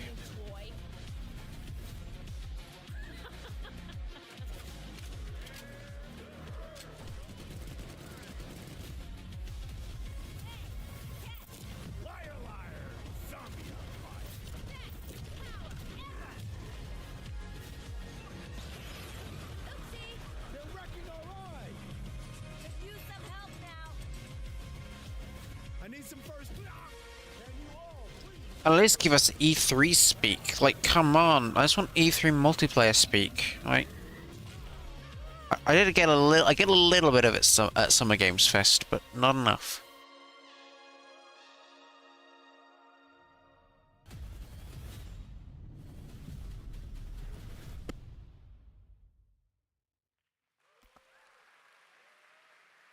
Super fun. All right, our next reveal comes from a true legend of game design, Ron Gilbert, the mind behind Monkey Island, Maniac Mansion. I know I recognize the name. That defined the golden age of point-and-click adventure games in the 80s and 90s. I love those games growing up. Well, now Ron is back with something completely new and completely unexpected. It's called Death by Scrolling, a roguelike, vertically scrolling RPG purgatory where you'll battle waves of enemies, hoard gold, and do everything you can to stay one step ahead of the Grim Reaper herself. Here's the first ever look. It's... okay.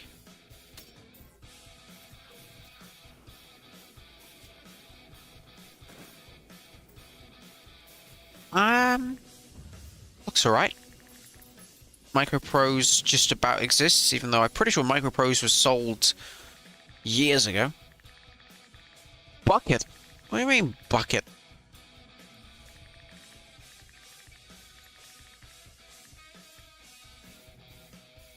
There he is. There he is.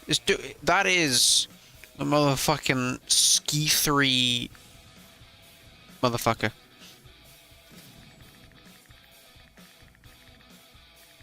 This is Ski 3, but up. And extra steps.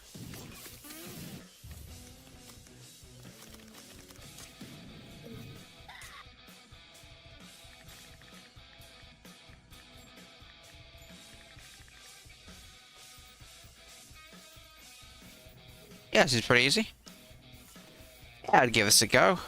Might be alright.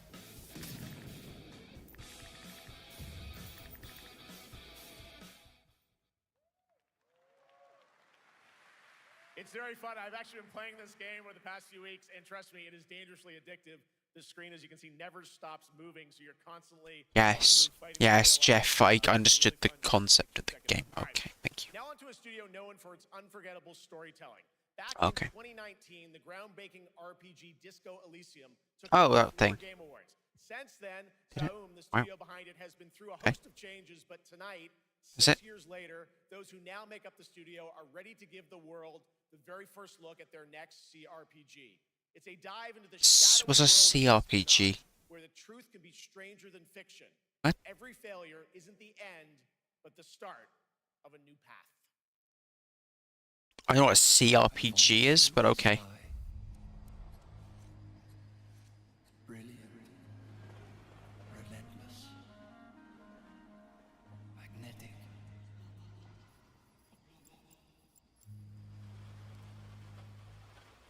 Her name was Herschel. Dark gold hair. Looks. A well-worn life beneath. A dandelion puff, waiting to be blown. She tried to look out for me. For us. If it mattered in the end. Okay. Everything she touched rippled into failure.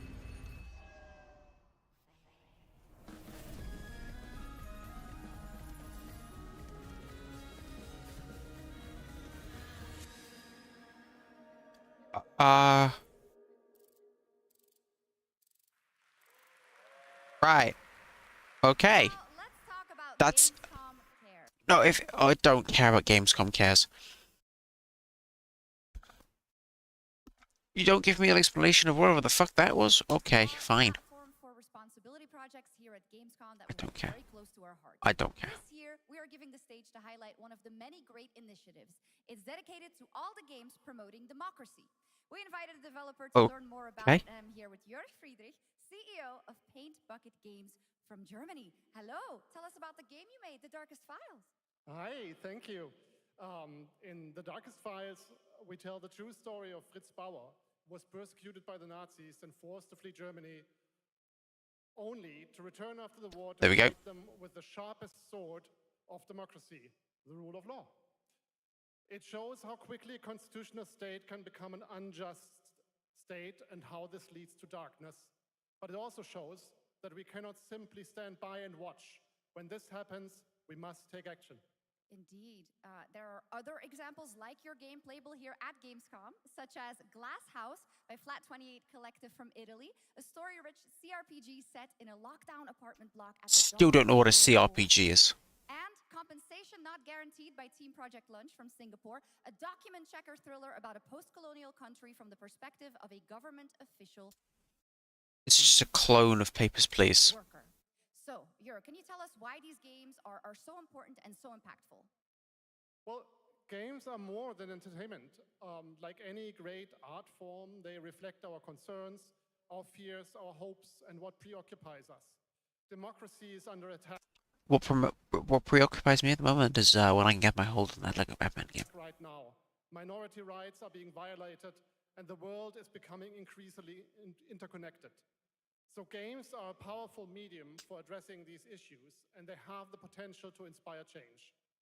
I am glad that not only are many people in the global games industry engaging in projects like this, but also more and more institutions like the European Commission or the United Nations.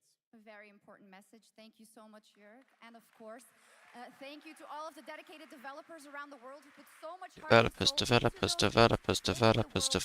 better. Please check them out, everyone, and check out all the great initiatives of Gamescom Cares. Now, we have much more Gamescom ONL. Okay, that's we've done our contractually obligated section on it. Fuck off. 33 plus Okay. Evil Requiem. You keep reminding us about the next Resident Evil. Anyway, here's another generic trailer that we threw together for our new update to Zenless Zone Zero. Now featuring cars.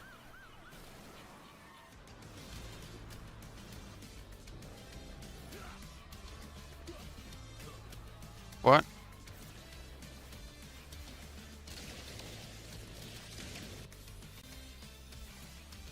Are they adding? Did they add cars to Zenless Zone Zero? That's a very interesting camera angle.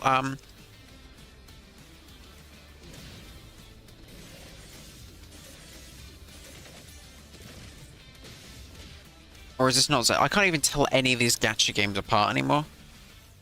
No, this is a different one. This is a new one, which looks exactly the same as all the other ones. Good to know.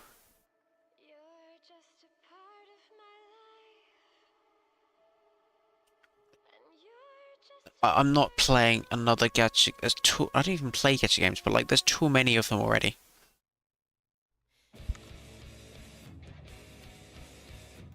Oh, it's a rhythm game. Okay.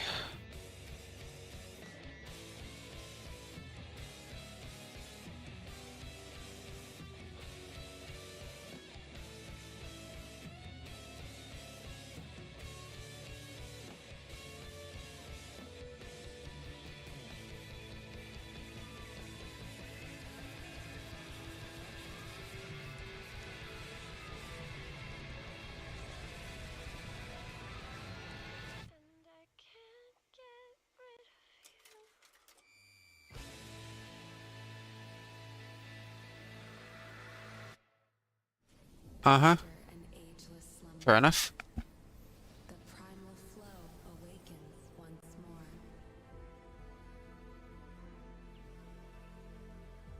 Yeah, but a gacha game with cars might be alright. So, might have to download this one just to never play it. It's like what I did. Well, I've got Xenozone Zero. I downloaded it. I still haven't played it. Well, I played it a little bit when it came out originally, and then I just sort of stopped. Because I don't have time for gacha games. I don't understand how you can spend hours and hours and hours in these things. Whatever's lurking, it's behind this gate. It's like dedicate half your life to those things. And there's too many of them. And all of them... Stargate real. And all of them will be taken down in like 2 years' time anyway. So you might as well just wait for them to die and then you can just play the offline revival. Then inevitably pops up.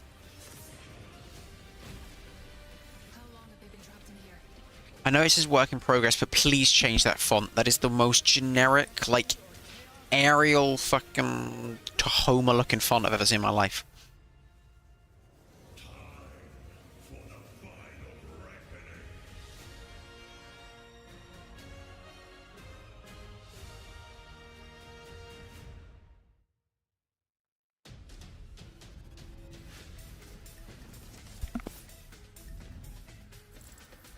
Oh look, it's Fortnite.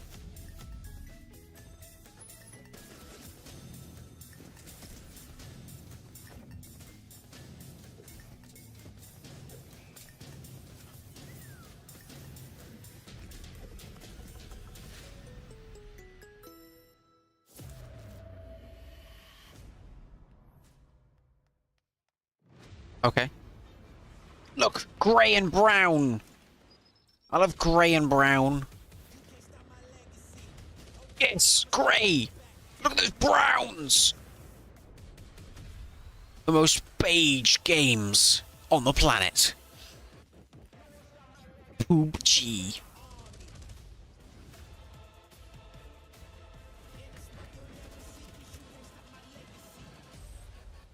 No, it's just some other weird, shitty one. Okay, good to know. You just got a fresh look at Delta Force, which launches today on PS5. That's a new game? And the best part, it is free to play. Now it is time Do not tap your mic. special and one of the most requested moments from our community this year. Earlier in 2025, Clair Obscur Expedition 33, the debut title from French indie studio Sandfall Interactive, captured hearts with its stunning Belle Epoque-inspired world and unforgettable style. Absolutely. This is a very special game, and tonight we wanted to bring that world to life right here on stage at ONL with a special acoustic performance from the game's soundtrack. Please join me in welcoming, for their first big live performance ever, the composer of the game, Lauriane Testar, and vocalist Alice Dupont-Pissier, performing Alicia from Clair Obscur. Please never try and read French ever again. Okay.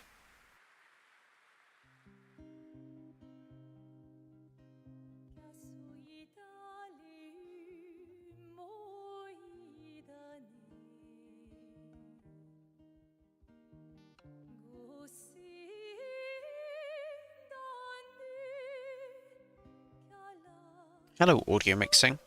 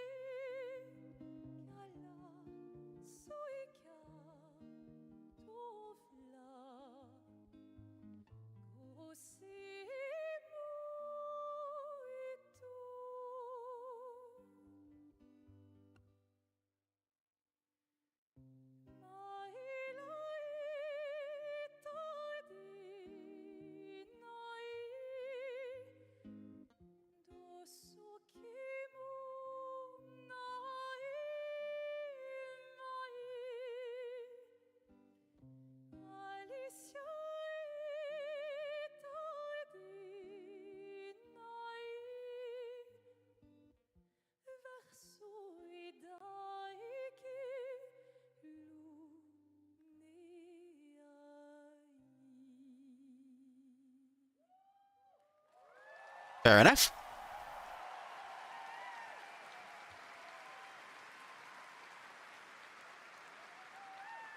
I've never played the game. I've barely heard of it, but fair enough.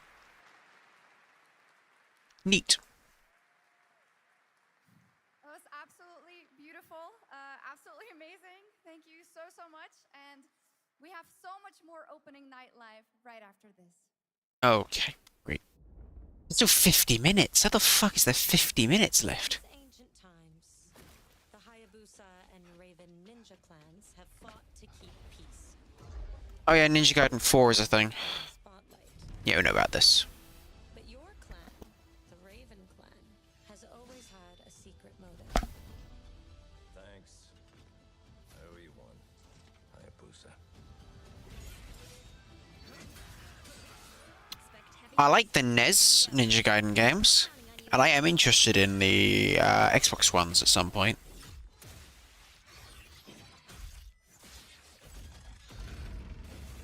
So it might be worth grabbing this at some point. Well, I'm not really sure what makes this Ninja Gaiden, but you know. Stay away from the Dark Dragon Seal. Go back home to your little raven nest. Or die here.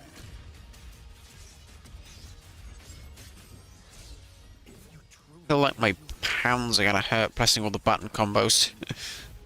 Prove it.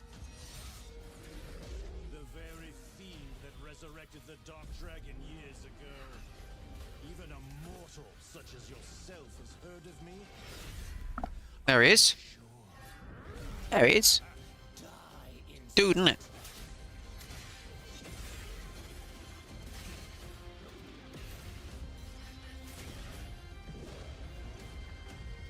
Please, don't kill him. The whole world's at stake. Ah, fuck it. Xbox Cloud. Everything's an Xbox, guys. Ooh, it's brown. Games so far, so make sure to spread some love to these amazing developers and teams behind them, and wishlist your next favorite game on Steam by checking out our Gamescom Steam event. And the best thing is you'll find even more games from this year's Gamescom show floors, from beloved indies to big blockbuster titles, by scanning the QR code below. Now it's time for the world gameplay premiere of an MMO shooter set in a post-apocalyptic Oh, I don't care. European Seoul, South Korea. From NCSoft, this is Cinder City, blending narrative-driven shooter action with a vast, seamless open world. Everything you said there just sounded like buzzwords and current trends.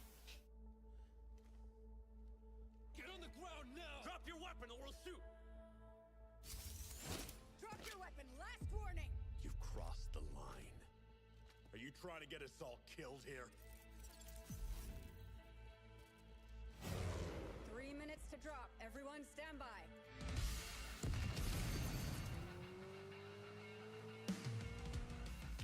But there's motorbikes.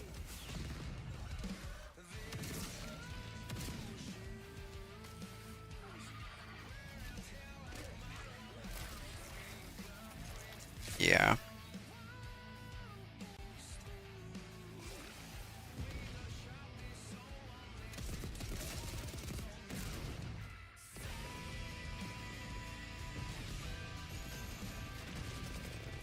It just doesn't... No disrespect, but it just doesn't stand out. There's nothing here that makes me go, oh, that's an interesting concept. You've got to do something interesting.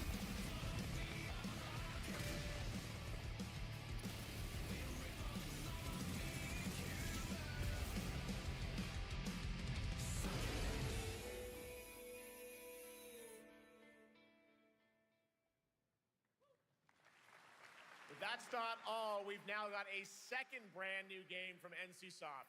Time Takers is a competitive team-based survival shooter.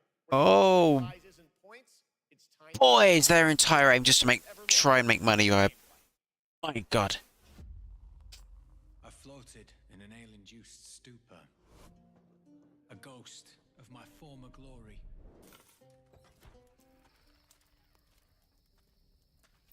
Until one day when I was stabbed. I thought I died. Instead, I was given a second chance. This game, nope. This game sucks. This game sucks. I fucking nope. Bad. Nope.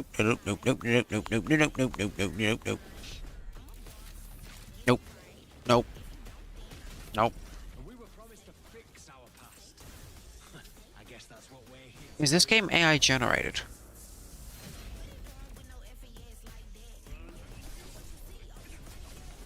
Is this entire game they just took the entire studio's output just seems to be take trends and output them as video games and do it in Unreal Engine, because of course it's an Unreal Engine.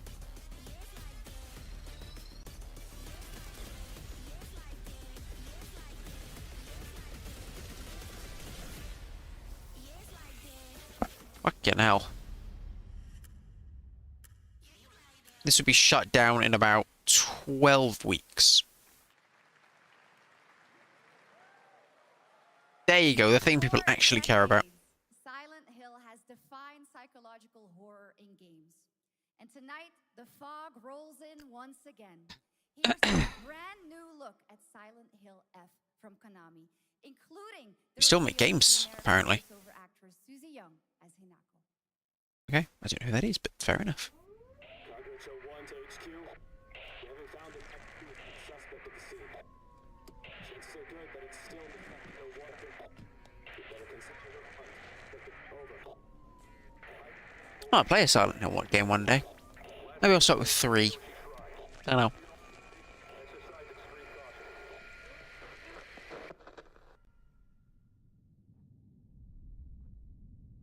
You saved my life and laid claim to my soul.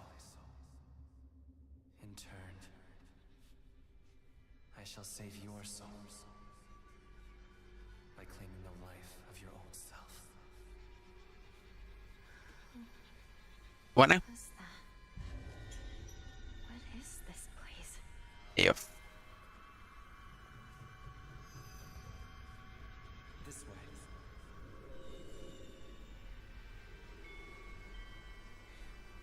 I better get going.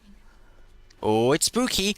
Oh, there's little corridors that you crawl through in order to act as low zones.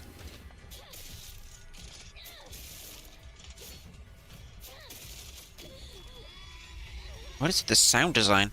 Anyway.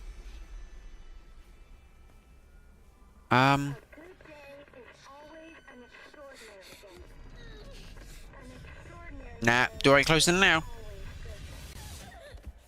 Donk. With that in mind, today's a bit too extraordinary. So this is where you are. I wondered where you had gone. You need to start getting ready. It's time to say your goodbyes. You're going to kill them. What? With your own hands. Huh? What's going on? It's got my home too. The halls, the doors, everything's changed. Yeah. Silent Hill.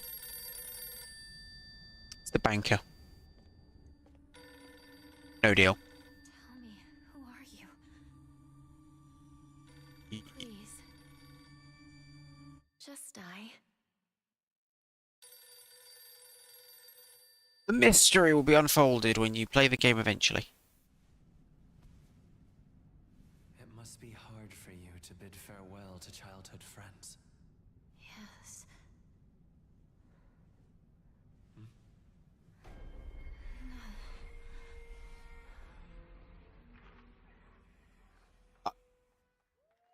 Okay. And now... Latin.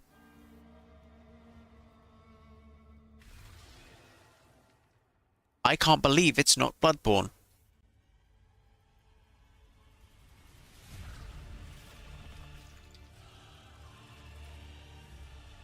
With dog dude.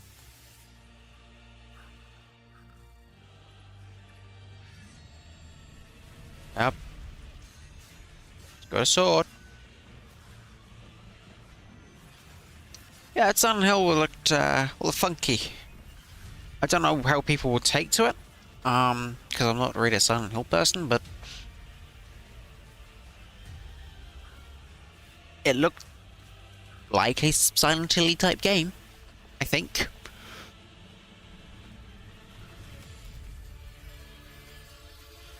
But is there enough wandering around aimlessly in fog, not knowing where the hell you're going, for about half an hour? If so, then we're good. This game I don't care about, or have any interest in whatsoever.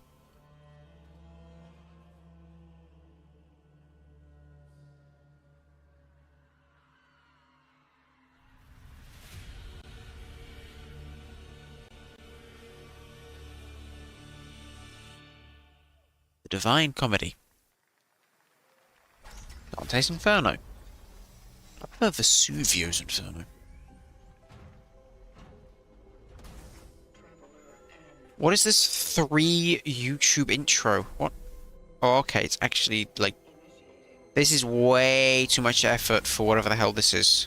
This is the Traveler, an agent of a shadowy faction known only as the Collective. And in Chronos the New Dawn, you'll step into their role. From Polish horror powerhouse Bloober Team, nominated last year at the Game Awards for their Silent Hill 2 remake, comes a bold new vision of survival horror. In this world, the dead don't stay dead. When they find each other, they merge into something far more terrifying. That guy at the bottom looks so happy. Brand new look at Chronos, the New Dawn. That was a lot of effort to introduce a trailer. Fair enough, I guess. It better be damn good. There's a cat, so that's a good start.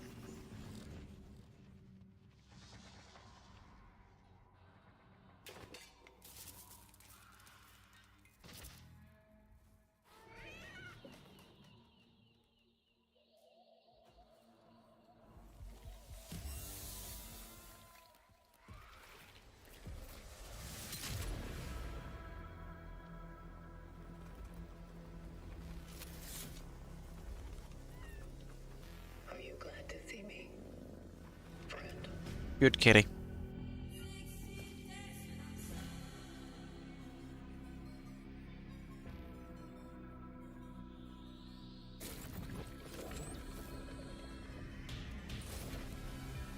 Just going for a sort of Dead Spacey type thing on it.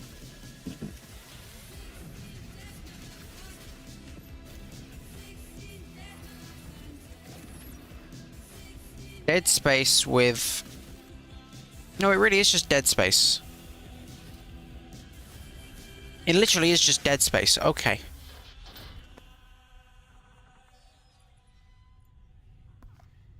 It's Dead Space with mild twists.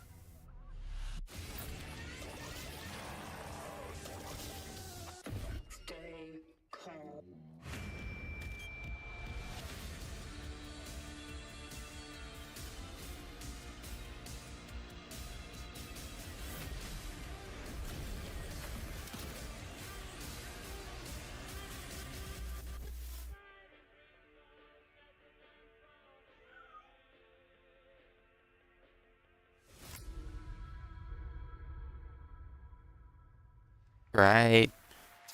Yeah, okay, good. All right, for our next trailer, let's turn it over to the head of sequels at Obsidian Entertainment. Okay. Guten Tag, Gamescom. Look at this.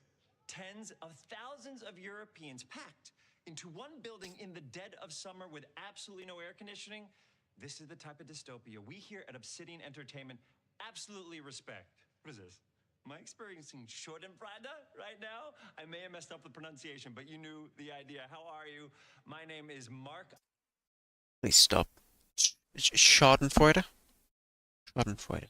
I am the head I of believe. sequels I probably got it wrong as well. Obsidian Entertainment, and I've got big news. I am going to drop a brand And that's not new even, I don't think that's what the word for means. the Outer Worlds 2. What are you going to get? More planets, more chaos, and an actual release date now that GTA 6 got pushed to the spring. So, strap on in. Stock up on some gummy bears, stock up on your favorite pretzels. Get ready. Here comes the Outer Worlds 2 trailer. Roll it, Gummy Jeff. bar. It's got to be Jeff that's rolling it, right? And now, Roll VT. a trailer for the part of the game you'll remember more than the ending. The Companions. Let's skip the diplomacy. I haven't played the Outer Worlds. Chemically enhancing your statistically unsafe lifestyle. This might sting a lot. But Son of a spread. yeah, I don't know.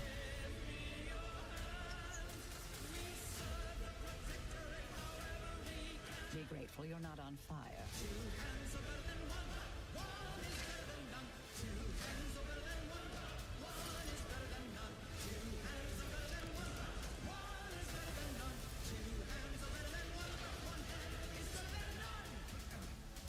And no, you can't sleep with them. Who wants to? Okay. Right.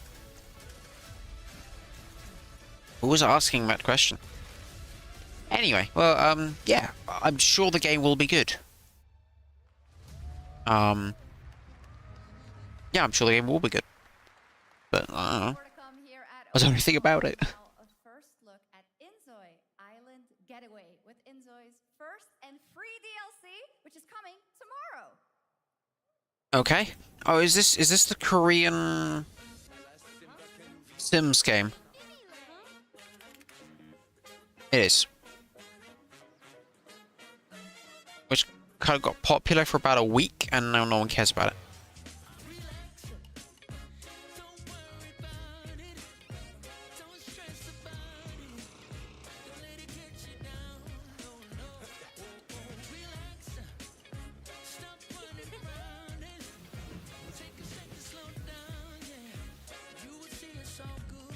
I still don't know what the actual gameplay of this game is like.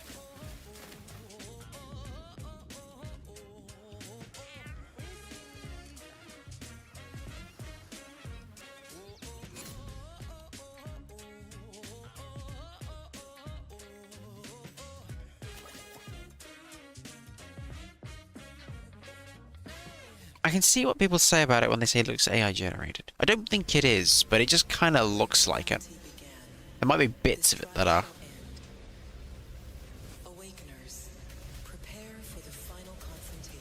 Oh, so this one's another gacha game? This one might be one that's already out. My god, okay.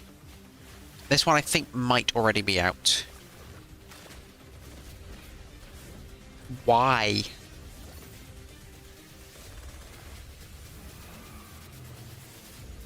I'm guessing this one is already out.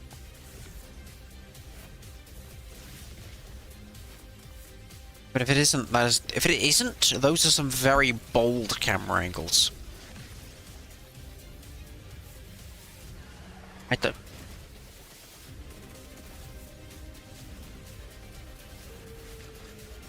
You know, this one might not be out yet.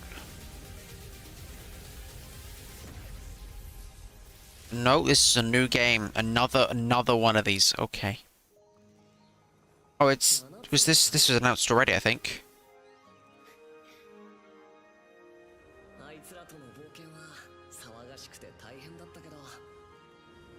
なんとかなってよかったな。けどな、俺たちにまた一つ面白い運命が待ち受けてる気がするんだ。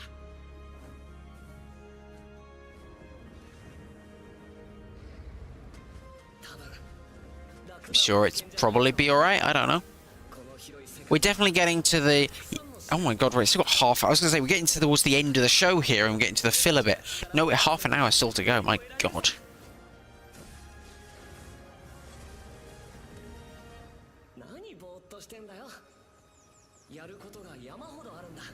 Why did we need fairy panty shots? I don't think we needed fairy panty shots.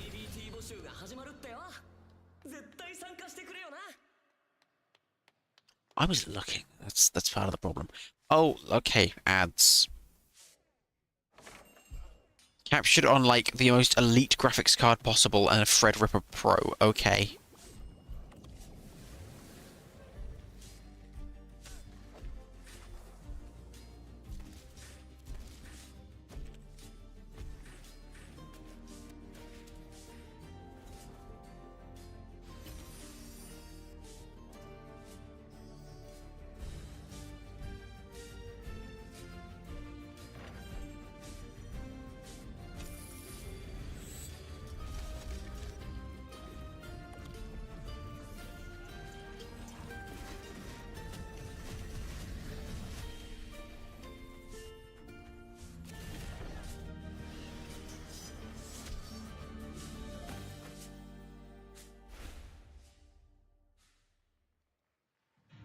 It brought you here, my fire. My fire. Don't listen. I don't know, I feel like we had a strong start, but it's just kind of gotten slower and slower and a bit... Well, not slower, but just kind of more fillery. I feel like they could have cut this down to, like, 2 hours, including the pre-show, and it would have been alright. It would have been a tight, nice little presentation, but it just feels a bit long otherwise. Like, if it ended like around now, I'd be like, yep, cool, awesome. But we still got another half an hour. Like, oh, it goes on a bit. The point is, you're not going to remember any of this, you know? Like a Batman. There are some big news. We finally have a firm release date for Vampire Bloodlines 2, October 21st of this year. And next, since we're here in Germany, Get it? There's tons of games success story. The deep survival craft that won't irritate you. in Frankfurt. Still in early access, Enshrouded has already let friends adventure, fight, and build together in endless ways. Yeah. Tonight, the world is about to change forever. Is it? A new force is coming, one that will redefine how you explore, how you build, and how you survive. It's a monumental edition, and you're hearing about it first, right here at Opening Night Live. Listen. I dreamt of a time before the corruption and the fight for survival. I dreamt of a shimmering home and of exile. To find peace, we must brave. I don't think I've ever heard of this. Hear the old gods whisper, and an ancient fury awakens. We shall purge the profane and command the water to yield to our will, for there is no greater power than the Look at that of the faithful. poppin'.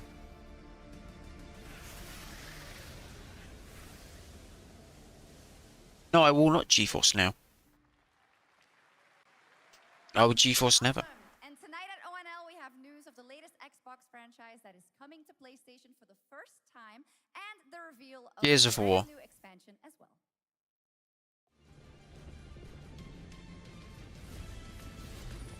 What is this? Ultimate Epic Battle Simulator? Oh, Age of Empires for PlayStation.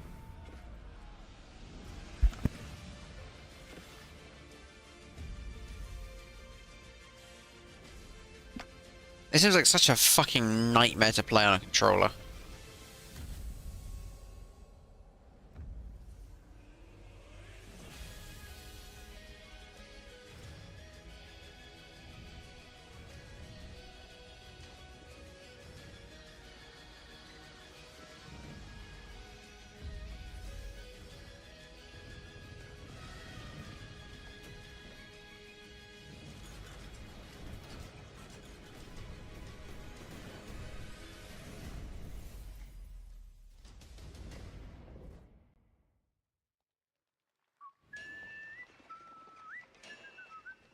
Okay. I have no opinion. That's a wacky looking clock. Honored friends, masters of the blacksmith guild, let me introduce a young master of our craft and new owner of Gutenberg's old forge, Henry of Skalitz. I think my only problem is that none of these games seem to be a lot of the games here shown here are all kind of the same. Treading the same ground. There's nothing here that's really doing anything interesting, you know? It's all the same. I'm pretty sure I think we've only seen like 5 games that don't have a gun in them. Like, there's nothing wrong with a gun in the game, but you know what I mean? Like, a bit of variety would be nice. Ready? We can begin. First look at Legacy of the Forge, the second story expansion for Kingdom Come Deliverance 2. You'll put your blacksmithing skills to the test to acquire and repair a legendary burnt-down forge with brand new design features. All right. You know, I mean, it's not to say... It's not to say, like... I think I knew about this one. I think I know about this one already. I think Call of Lamb 2 is happening. Which is cool. Which is very cool. As soon as I play the first one, I do have it wishlisted, but yeah. I'll get around to it one day. But... It's not to say, like... the games shown here were bad or anything, but it's more... They're all kind of similar. Things feel just kind of stagnant, if you know what I mean. Action-adventure management hybrid game. Here's the announcement of a major expansion to the game coming soon. Oh, bruv. Expansion, sorry.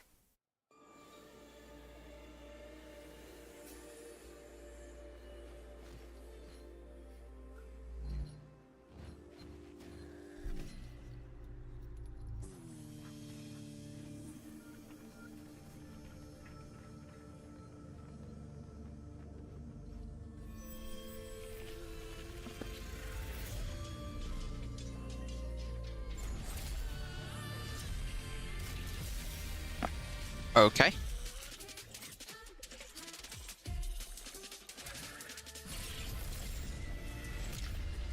Because of course.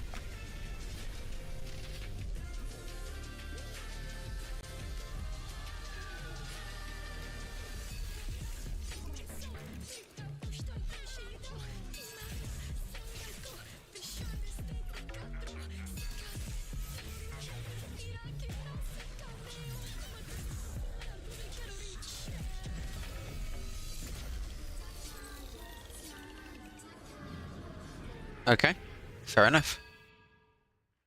Awesome. Now, last year, World of Warcraft celebrated its good night. 20th anniversary and kicked off its 3-expansion story arc, the World Soul Saga. Here to tell us more about what's to come is executive producer Holly Longdale. Really? Okay, I sleep. Good night.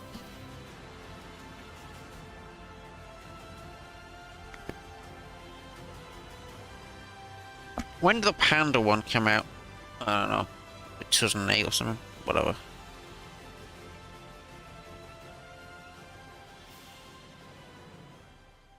Hello, everyone. You look like you're decomposing. To be here to reveal our next adventure, World of Warcraft. She wasn't sure then. Midnight.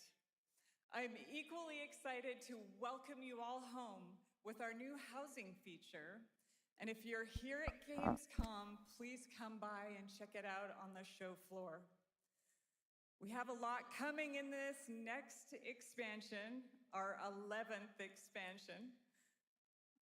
To start with, on the horizon, there's a looming darkness, and it's threatening the ancestral home of our blood elves.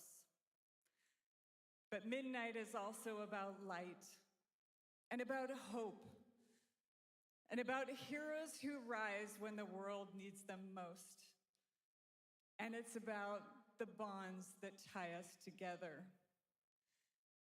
And it all starts at the Sunwell. Please finish your And if sentences. any of you have ever played well, do you remember the Sunwell?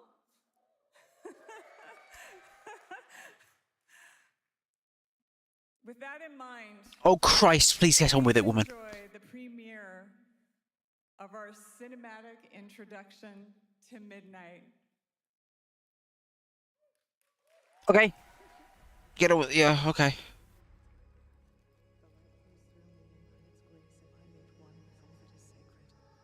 The light guides my steps and illuminates my path. The light flows through me, and by its grace am I made one with all that is sacred. The light guides... It has begun. What's begun? With me on the wall. Fucking hell, those some big ass eyebrows. Gorthamar, the void will envelop us soon. Only the light can... The way she spoke her sentences was the annoying way I've ever heard anyone speak a sentence in my life. The Sunwell will not fall. I can only assume Not while she was waiting for the teleprompt. That's probably what was going on. And I was probably a little harsh. But still. Christ. Little elves. I can see you grow weary. How much longer? I think it's also I just hate. I don't even know who this company is, but I feel like I hate them for some reason. I don't remember why. Don't. Light be with you. You see? She understands it's hopeless. Soon, you all will. The light guides my steps and illuminates my path. The light flows through me, and by its grace am I made one with all that is sacred. The light guides my steps and illuminates my path. The light flows through... Just jump in. Just jump in. I know that I am unworthy. I don't know if I deserve your help, but I know... I don't know what this cinematic trailer has to do with the actual gameplay, but I'm sure it's integral in some way. Give them strength. I admire your spirit, but that will not save you. Soon, I will break your world. You can't even break one elf.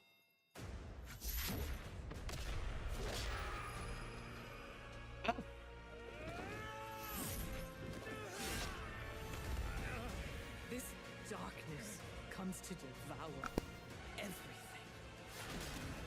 And when it is finished, Just let it. there will be no more light. Without your aid, we will perish. Okay. I thank you. Help us.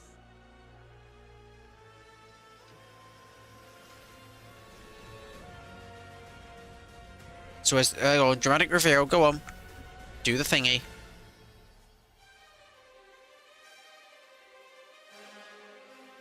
I don't know what the dramatic reveal is of, but I'm sure it's very important. People who've played World of Warcraft.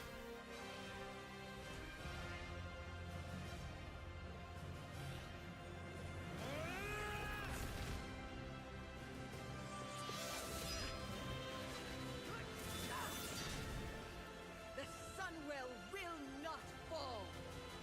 Not while we draw breath.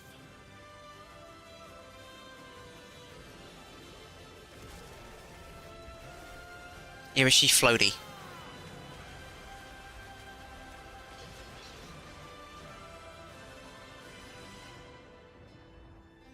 Okay.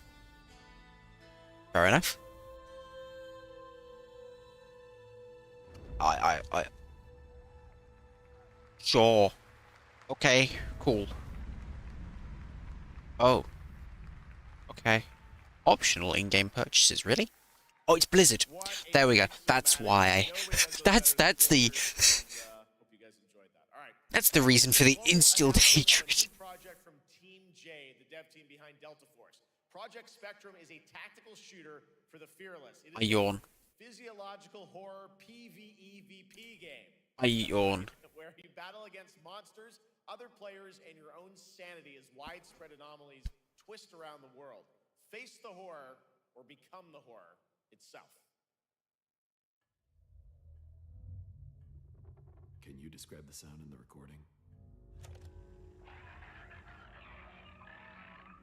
Not really. Sorry.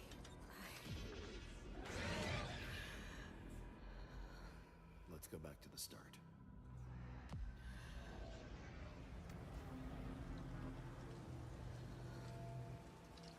I remember the wind. Strong wind. What the hell happened here? God, I love grey. I love the colour grey. Brown. Like, I know, like... Oh wait, is this the sort of, like, 2007 nostalgia we're gonna get? Where it's just, like, every game is gonna, like, harken back to the brown and grey muddy colour schemes of those games.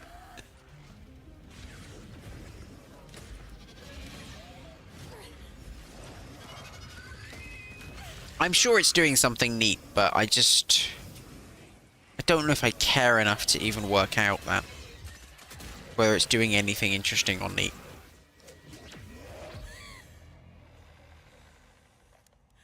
The loss is too heavy for you. But sometimes, loss can birth beasts and bury truths. What do you think? What if you are the beast? The beast?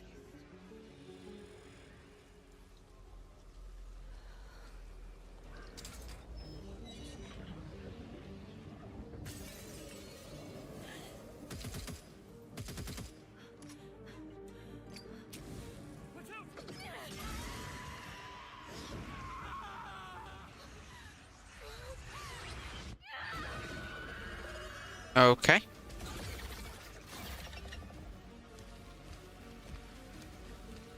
So there you go, there's your weird little twist.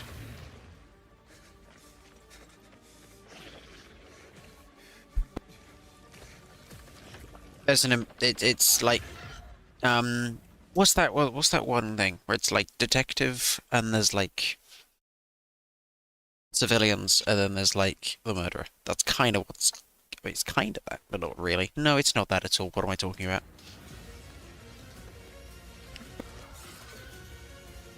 I don't know, it reminds me of something.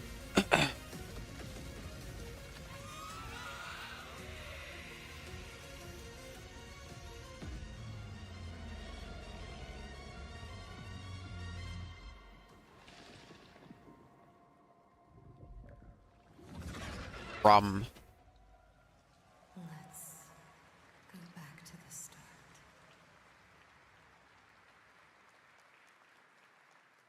Okay.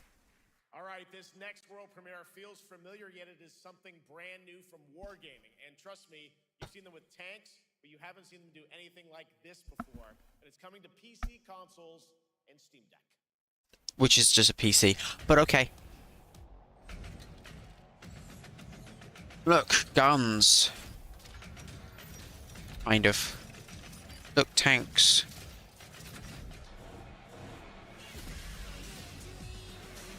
That's a tank.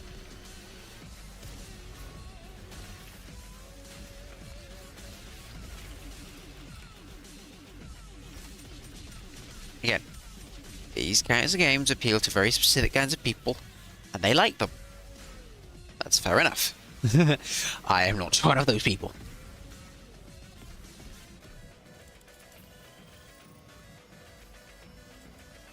had my game already. It's called Lego Batman. Yeah, there were a couple of other games that looked alright.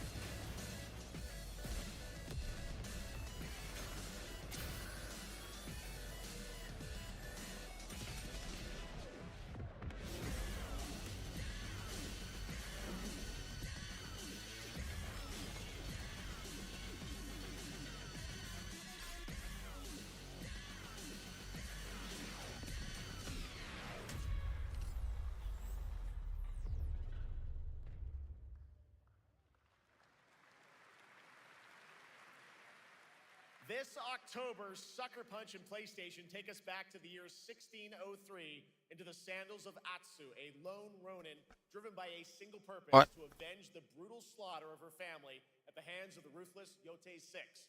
Tonight, oh right, a new look Ghost of Yotei. at the deadly, beautiful world of Ghost of Yotei. Alrighty.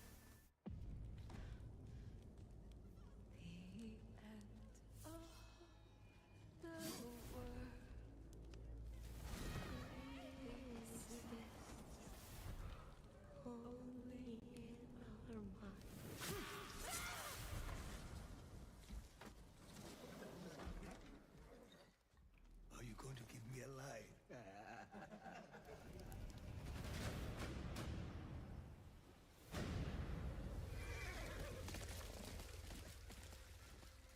Is it not necessarily my kind of game, but it looks alright, so hey. That's something. Like, it looks like it's got some stuff going for it, so why not? I mean, I won't play it, but it looks alright. I watched that tree burn. How did you escape? Same way. I survived every battle. The thought of killing you.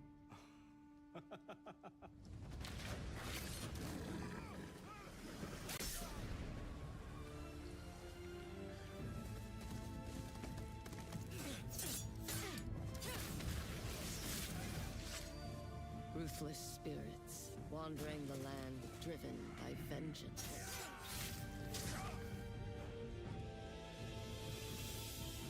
Sometimes I feel like that is what I am.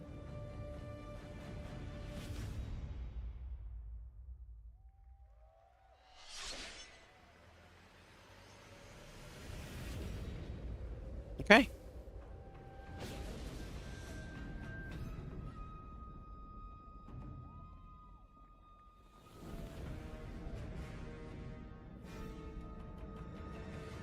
Oh, okay, I guess there's a DLC coming out and there's your release date.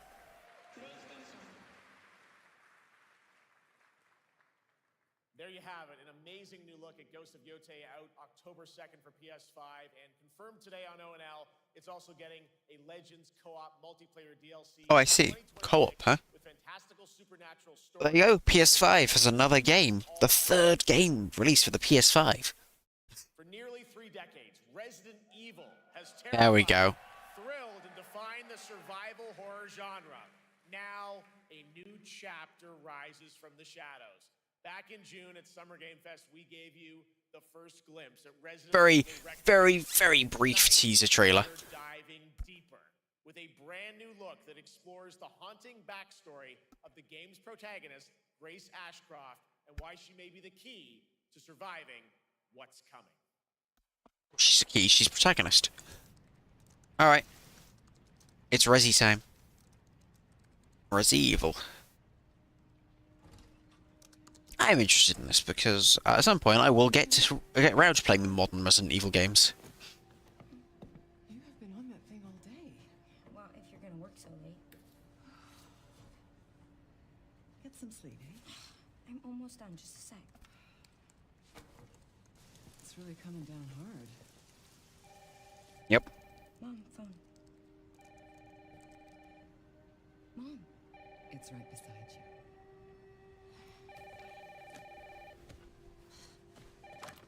Hello? Miss Ashcroft? Yes.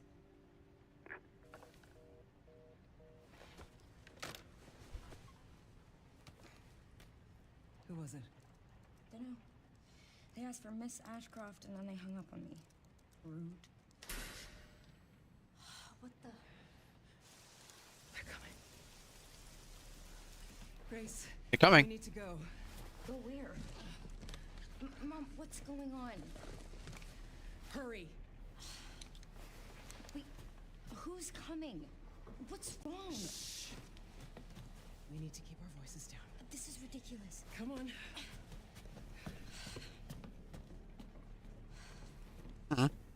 I don't know. Tell me what's going on. Now is not the time. No. It's gonna be one of those. It's gonna be a zombie. It's gonna pop up, and we're all fucked.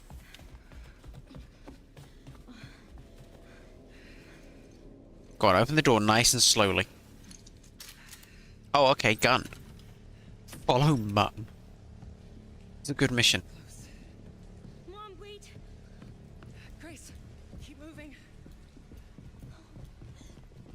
Just like it.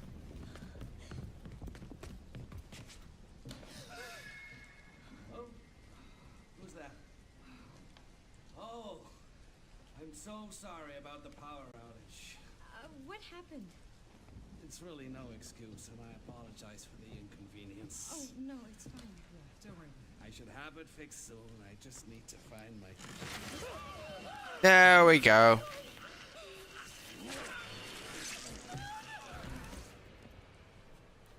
Come on in, Grace. Grace, look at me. Grab my hands. Okay, look at me. Look at me. In and out. Breathe in and out. Oh, Grace. I promise you, I will explain this all to you one of these days. One of these days. Grace. Please know that you are my hope. Yeah, fuck, mate. Forget that. What are you talking about? Just Go on. Dead Mum. Go on, Dead Mum. Go on, Dead Mum. Go on.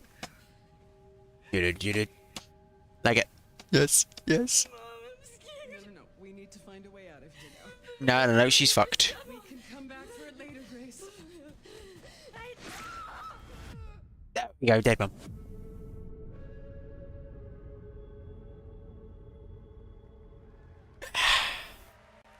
Well, there you go. They set it up. That game is insane. I got to see that sequence in Osaka about a month ago. There's a lot more to share, and there is a reason it was the most wishlisted title coming out of Summer Game Fest this June. Now, Fair enough. For those of you here in the arena tonight at Gamescom, there's some good news, is you'll be over on the show floor, be the first players in the world to get hands-on with a playable demo of Resident Evil Requiem. Apparently they've changed up the gameplay a little bit, so A huge thank you to Capcom. it's almost like a weird sort of merger between first-person Silent Hill and Resident Evil in some ways. The celebration of gaming doesn't stop Wow. here. We'll be back on Thursday, December 11th for the Game Awards, streaming live around the God, do I watch that again? the best games of the year. I'm almost tempted not to watch it this year. And literally just look at the list afterwards. You're leaving, but before we say goodnight, we do have one last surprise. Of course they have one more thing. A global announcement from a studio that walked away with multiple Game Awards wins for its last project. Please, take a look. Alright, let's have a look. I don't remember who you are. But we'll have a look. There's always one more thing.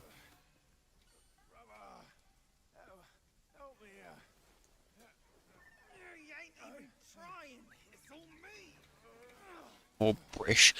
Guys, British voice actors just get like the fucking jobs at the moment.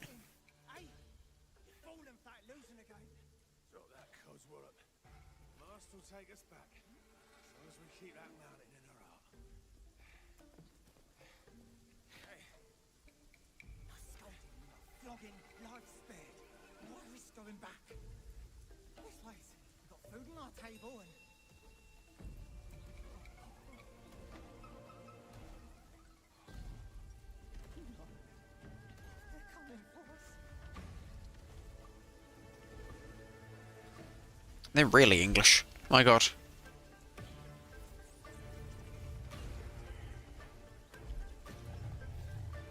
That is a fucking massive tiger.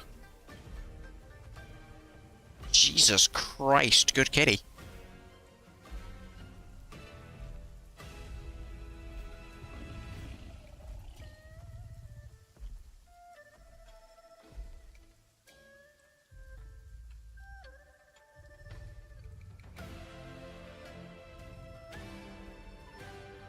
that Ganondorf? It's like Ganondorf.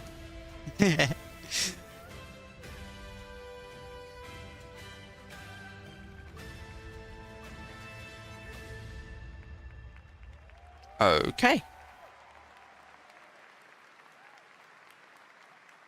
There's a special announcement. Game Science has announced and kicked off development of the second title in the Black Myth series, this time starring Zhong Kui, the ghost-catching... Look at that. It a gimmick.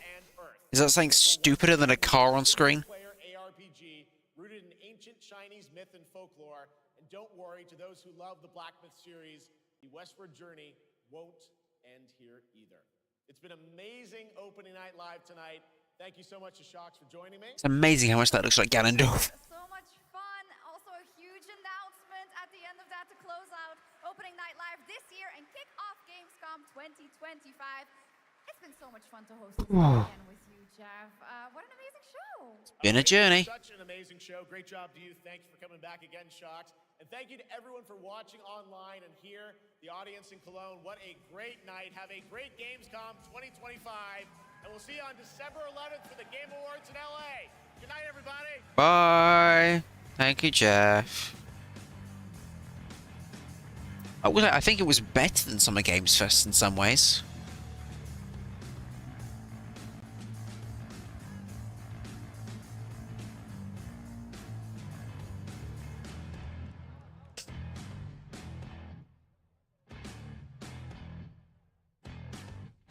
Yeah, I just have the camera circling around.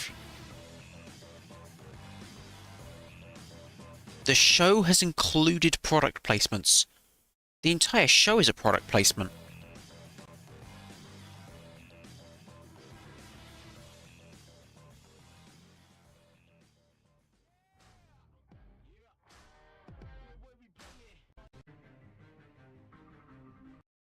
Alright, well, there we go. That was Gamescom. Not Gamecom. Interactive Tiger Entertainment System. No, this is... Oh, apparently there's a new trailer for Metal Gear Solid Delta Snake Eater. Okay, fair enough. Apparently there was a new...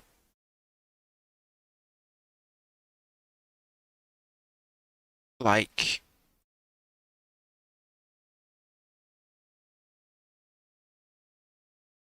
was it like a new racing game or something that was announced? Maybe that was a different part of the game, because I know there was multiple showcases at Gamescom.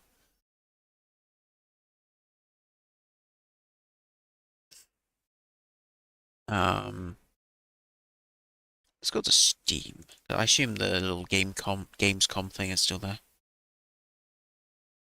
There's the Made in Japan collection. Gamescom 2025.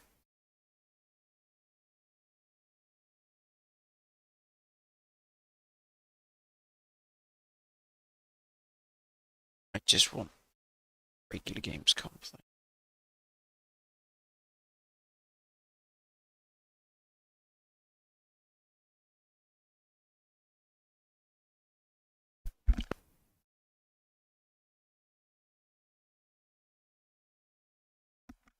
Okay, let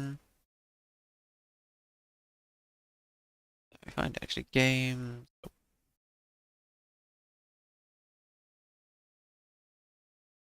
Let's just look it up, won't I?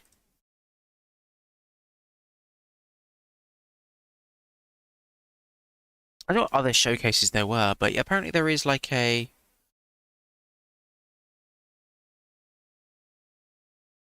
It's like a...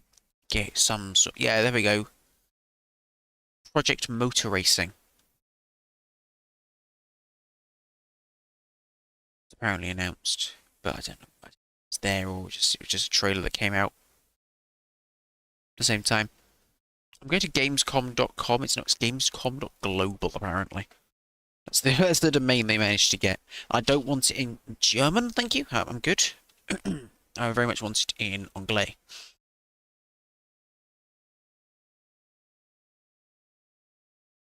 I might check the quick skim through, but My god, their website is so laggy.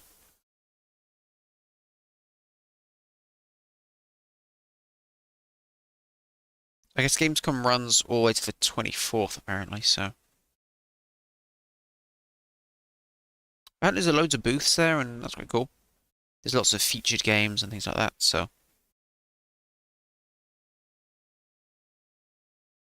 Syntopia is apparently from Team 17.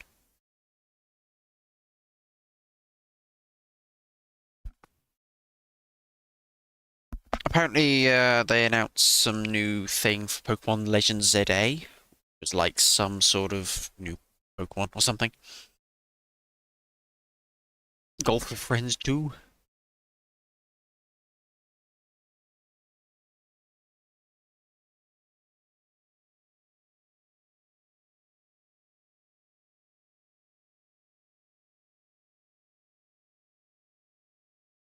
Yeah, there's like loads of weird little trailers and loads of games and stuff. You just be there for hours and hours and hours. Going through it all.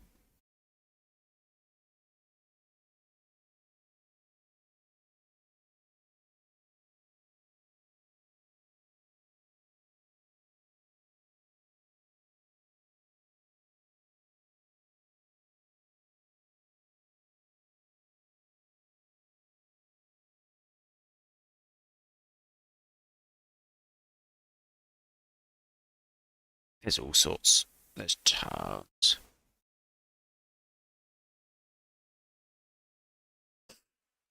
Steed? Steam. There we go. The Gamescom Steam event 2025. Okay.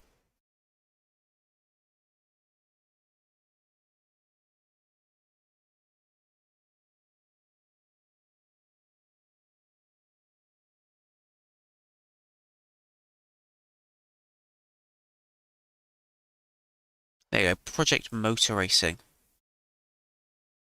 Right, all sorts. So okay, we'll go through the actual kind of thing very quickly. We've got an absurd amount of. Yes, we started out with fucking Bob's. No, I don't want to. No, stop. Just stop. Yeah, fucking Bobsy fucking 3D, 4D. Which I'm like, why? Why is this a thing? Then there was that Battlestar Galactica game. Yeah, I'm surprised that wasn't in the main showcase. That's kind of a... That's interesting. I did not expect to see a Battlestar Galactica game. I think there was a Star Trek Voyager game announced recently as well. Which is interesting.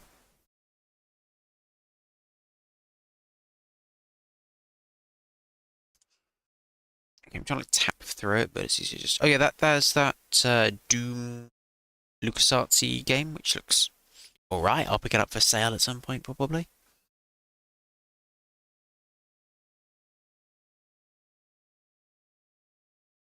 What else looks interesting? Long Gone did not. I'm just quickly flicking through the pre-show here.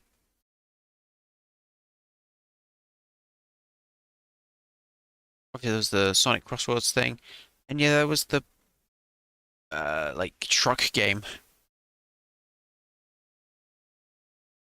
which was kind of funny. Anyway, so the actual thing, like it's an actual trade show, like amazing. I mean, it's not really for trades anymore. It's not really for the trade anymore. It's more just for people. But you know, it's technically a trade show. It's technically not E3. Like it's the most literal definition of not E3. I should have put it in there. I guess it counts. Well, it's in the not for E3 playlist anyway. Yeah, so Silk Song coming out this year. Fair enough. I will probably get it at some point. Black Ops 6. Oh, Black Ops 7. Do not care. Not my thing. Lords of the Fallen 2. Just look like a FromSoft clone, you know, Souls-like type thing. The anime adaptation of Sekiro looks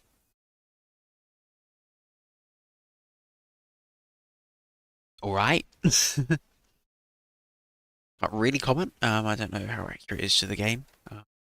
It looks as good and its style at least. Lego Batman, obviously the highlight of the night. and very interested in playing that eventually when it comes out. I don't think I'll even have the hardware to play it, but you know, hey. Warhammer 40k,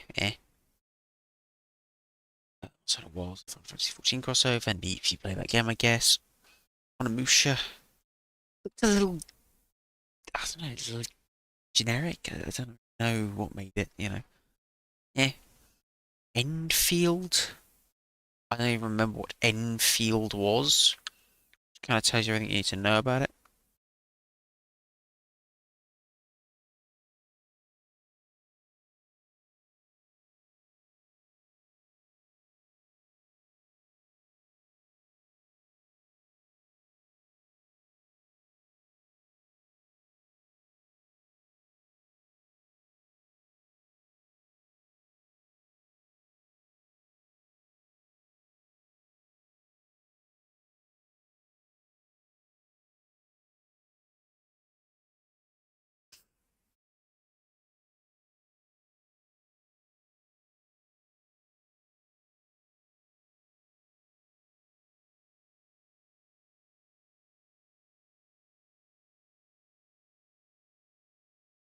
We had like the first half an hour was dominated by like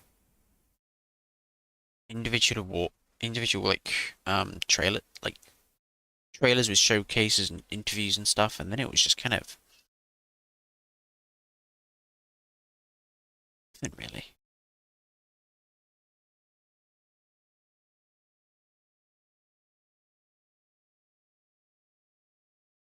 The pacing of the whole event was very weird. Oh, Enfield was the gacha 3-to-play looking thing with like construction, Factorio elements, with very interesting camera angles. Europa Universalis 7 or 5 rather. I'm sure some people are very excited about that. Demonix Machina, again, baffling trailer, their speciality. Voidbreaker just looks.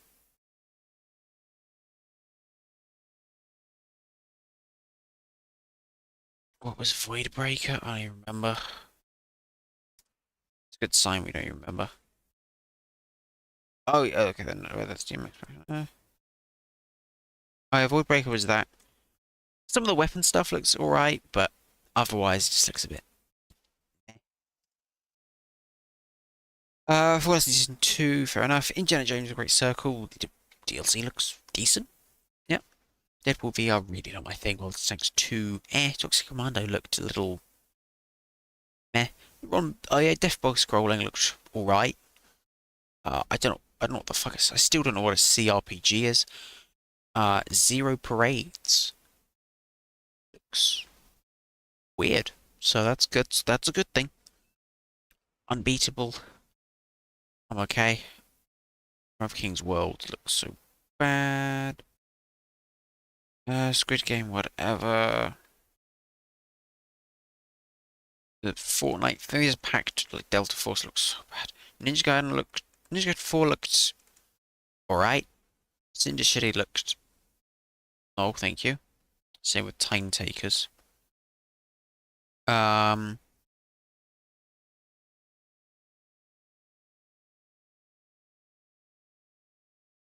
we had.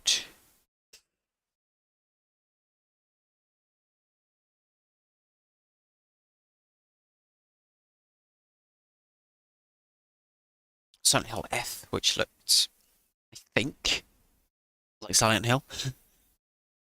The Divine. La Divine Commedia. The Divina Commedia.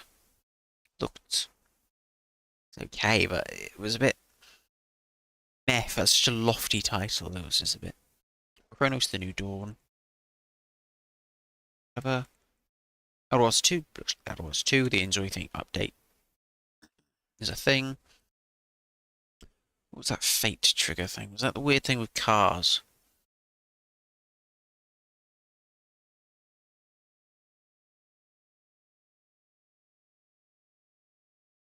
Was that the anime gacha game with cars? I think it might have been. No, that was Neverness to Everness. Which they didn't even mention in this list.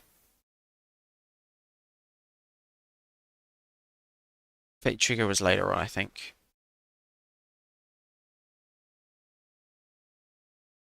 I think they wait, I think is it PS5 only? Everness. What a shame. Oh yeah, it's before the rhythm game. Fate Trigger looked whatever. I mean, Christ, those camera angles were a thing. Seven Deadly Sins looked alright. Again, some interesting camera angles there, as mentioned. Apparently Moonlighter that's apparently it's a sequel in 3D. I don't know. I don't know, after a while I just sort of fell asleep. Cult of the Lamb thing looks good. Yeah. Also, Yotai looks alright. Sorry. Yeah, Ghost of Yotai looks it's alright. Yeah, it's enough. I'll probably never play it because I'll probably never own a PS5, but hey. Resident Evil Requiem looks Resident Evil-y enough. And Black Myth's Jean Kui. What else was there? Oh yeah, there was the train platformer game thing, which looks kind of weird, and yeah, I'll play that. People looked alright. The He-Man game looks alright, actually. And PVKK looks absolutely insane, so yeah. So there you go. That was Gamescom. That wasn't too bad actually. Some of the pre-show announcements were actually better than the actual announcements, in that I feel like they could have sprinkled some of those pre-show announcements into the actual Gamescom and maybe taken some of the Gamescom announcements out, because they felt they had more almost some of them had more variety than the actual announcements in the show. But yeah, just spiced things up and made things feel a bit more fresh. But you know, I think the pacing was a bit weird. I think you could have put like Lego Batman like right in the middle, like rather than right at the beginning. Just kind of have a bit of a, I don't know. Anyway.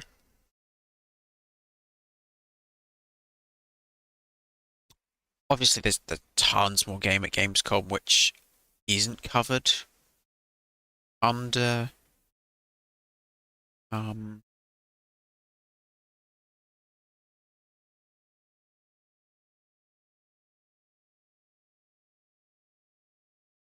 the opening night live. So if you do go to the Steam thing, it's /sale/Gamescom-2025. That kind of gives you everything you could probably ever want. But other than that, I'm not sure I really have too much else to say, other than too bad. It was a bit boring in parts, but that's mainly, I think, I think Summer Games Fest was kind of boring in parts because of the way all the trailers just kind of bled into each other, and it's just constant, and also it was really late. Obviously, I'm not actually watching this live, but I feel like the timings were better. Especially if I was watching it live, the timings would be actually quite nice. Sort of 7 PM. Quite chill, really. So yeah, I think overall it wasn't a bad showcase. I think if you're into like horror games and you're into like those sort of Souls-like games, and you're into those sort of shmups, which basically seem to dominate, you'd be probably very interested, or they might feel a little bit overwhelmed as which ones to pick. It just feels like the market for those kinds of games is very much oversaturated. I'm not sure if... Yeah, I don't know. I don't know what other people thought of it. I think it was quite strong at the beginning and sort of petered off towards the end, but there's good games here and there, and I think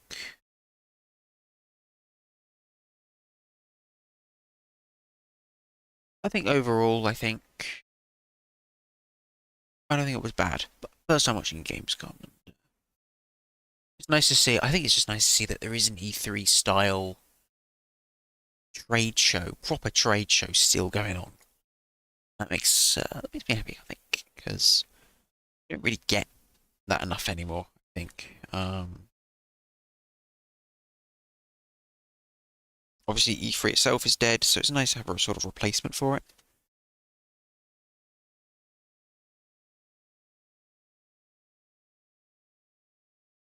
You know?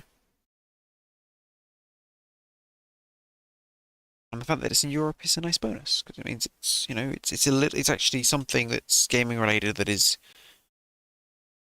you know, centralized a bit more to Europe. Obviously, it's still sort of American produced, but at least there's some sort of focus on the continent, as it were. I kind of wish maybe there was a bit more of a focus on local games, but you know, again, it's just a trade show for the world gaming rather than gaming, isn't it? So, but other than that, I don't think there's really much more for me to say. I think I mentioned everything, gone through everything pretty much. Very excited about it, because of course I am. Probably more than I was for the new Lego Star Wars, actually.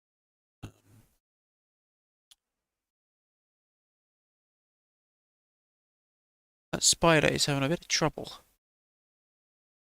getting around that shelf. It's trying to climb up the side of this cupboard, and he's struggling because there is a gap in the cupboard, and he keeps accidentally crawling inside of the gap cupboard rather than over the cupboard. Cannot work this out, can he? Almost there. Nope. There you go. Worked it out. No, he's stuck in a crack.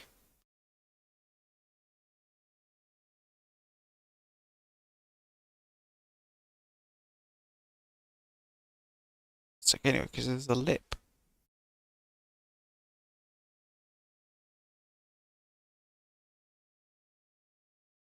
Well, I'll leave the spider to it.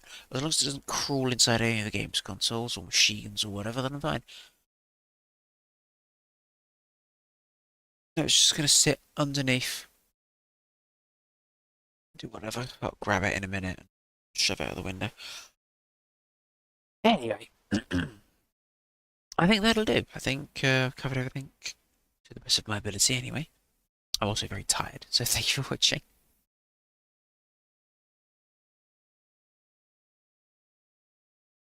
And, yeah. Bye-bye, I guess. Yeah, thanks for watching. I might try and actually watch it live next year. Yeah,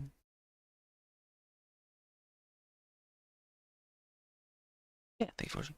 I literally don't want to say. I'm trying to think of anything to say about any of the things we saw, but there really isn't much to say else apart from it looked interesting. You joined. Yep. Well, you joined 3 hours late, so it's not my fault.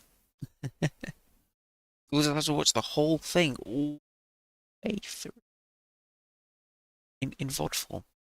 Watch me in past tense, won't you?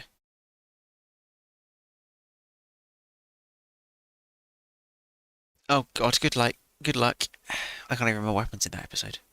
It's been a while since I actually watched it all the way through. I remember what happens, obviously, overall, but I don't remember specifically what episodes, what things happen. I just know the events that happen in the show, obviously.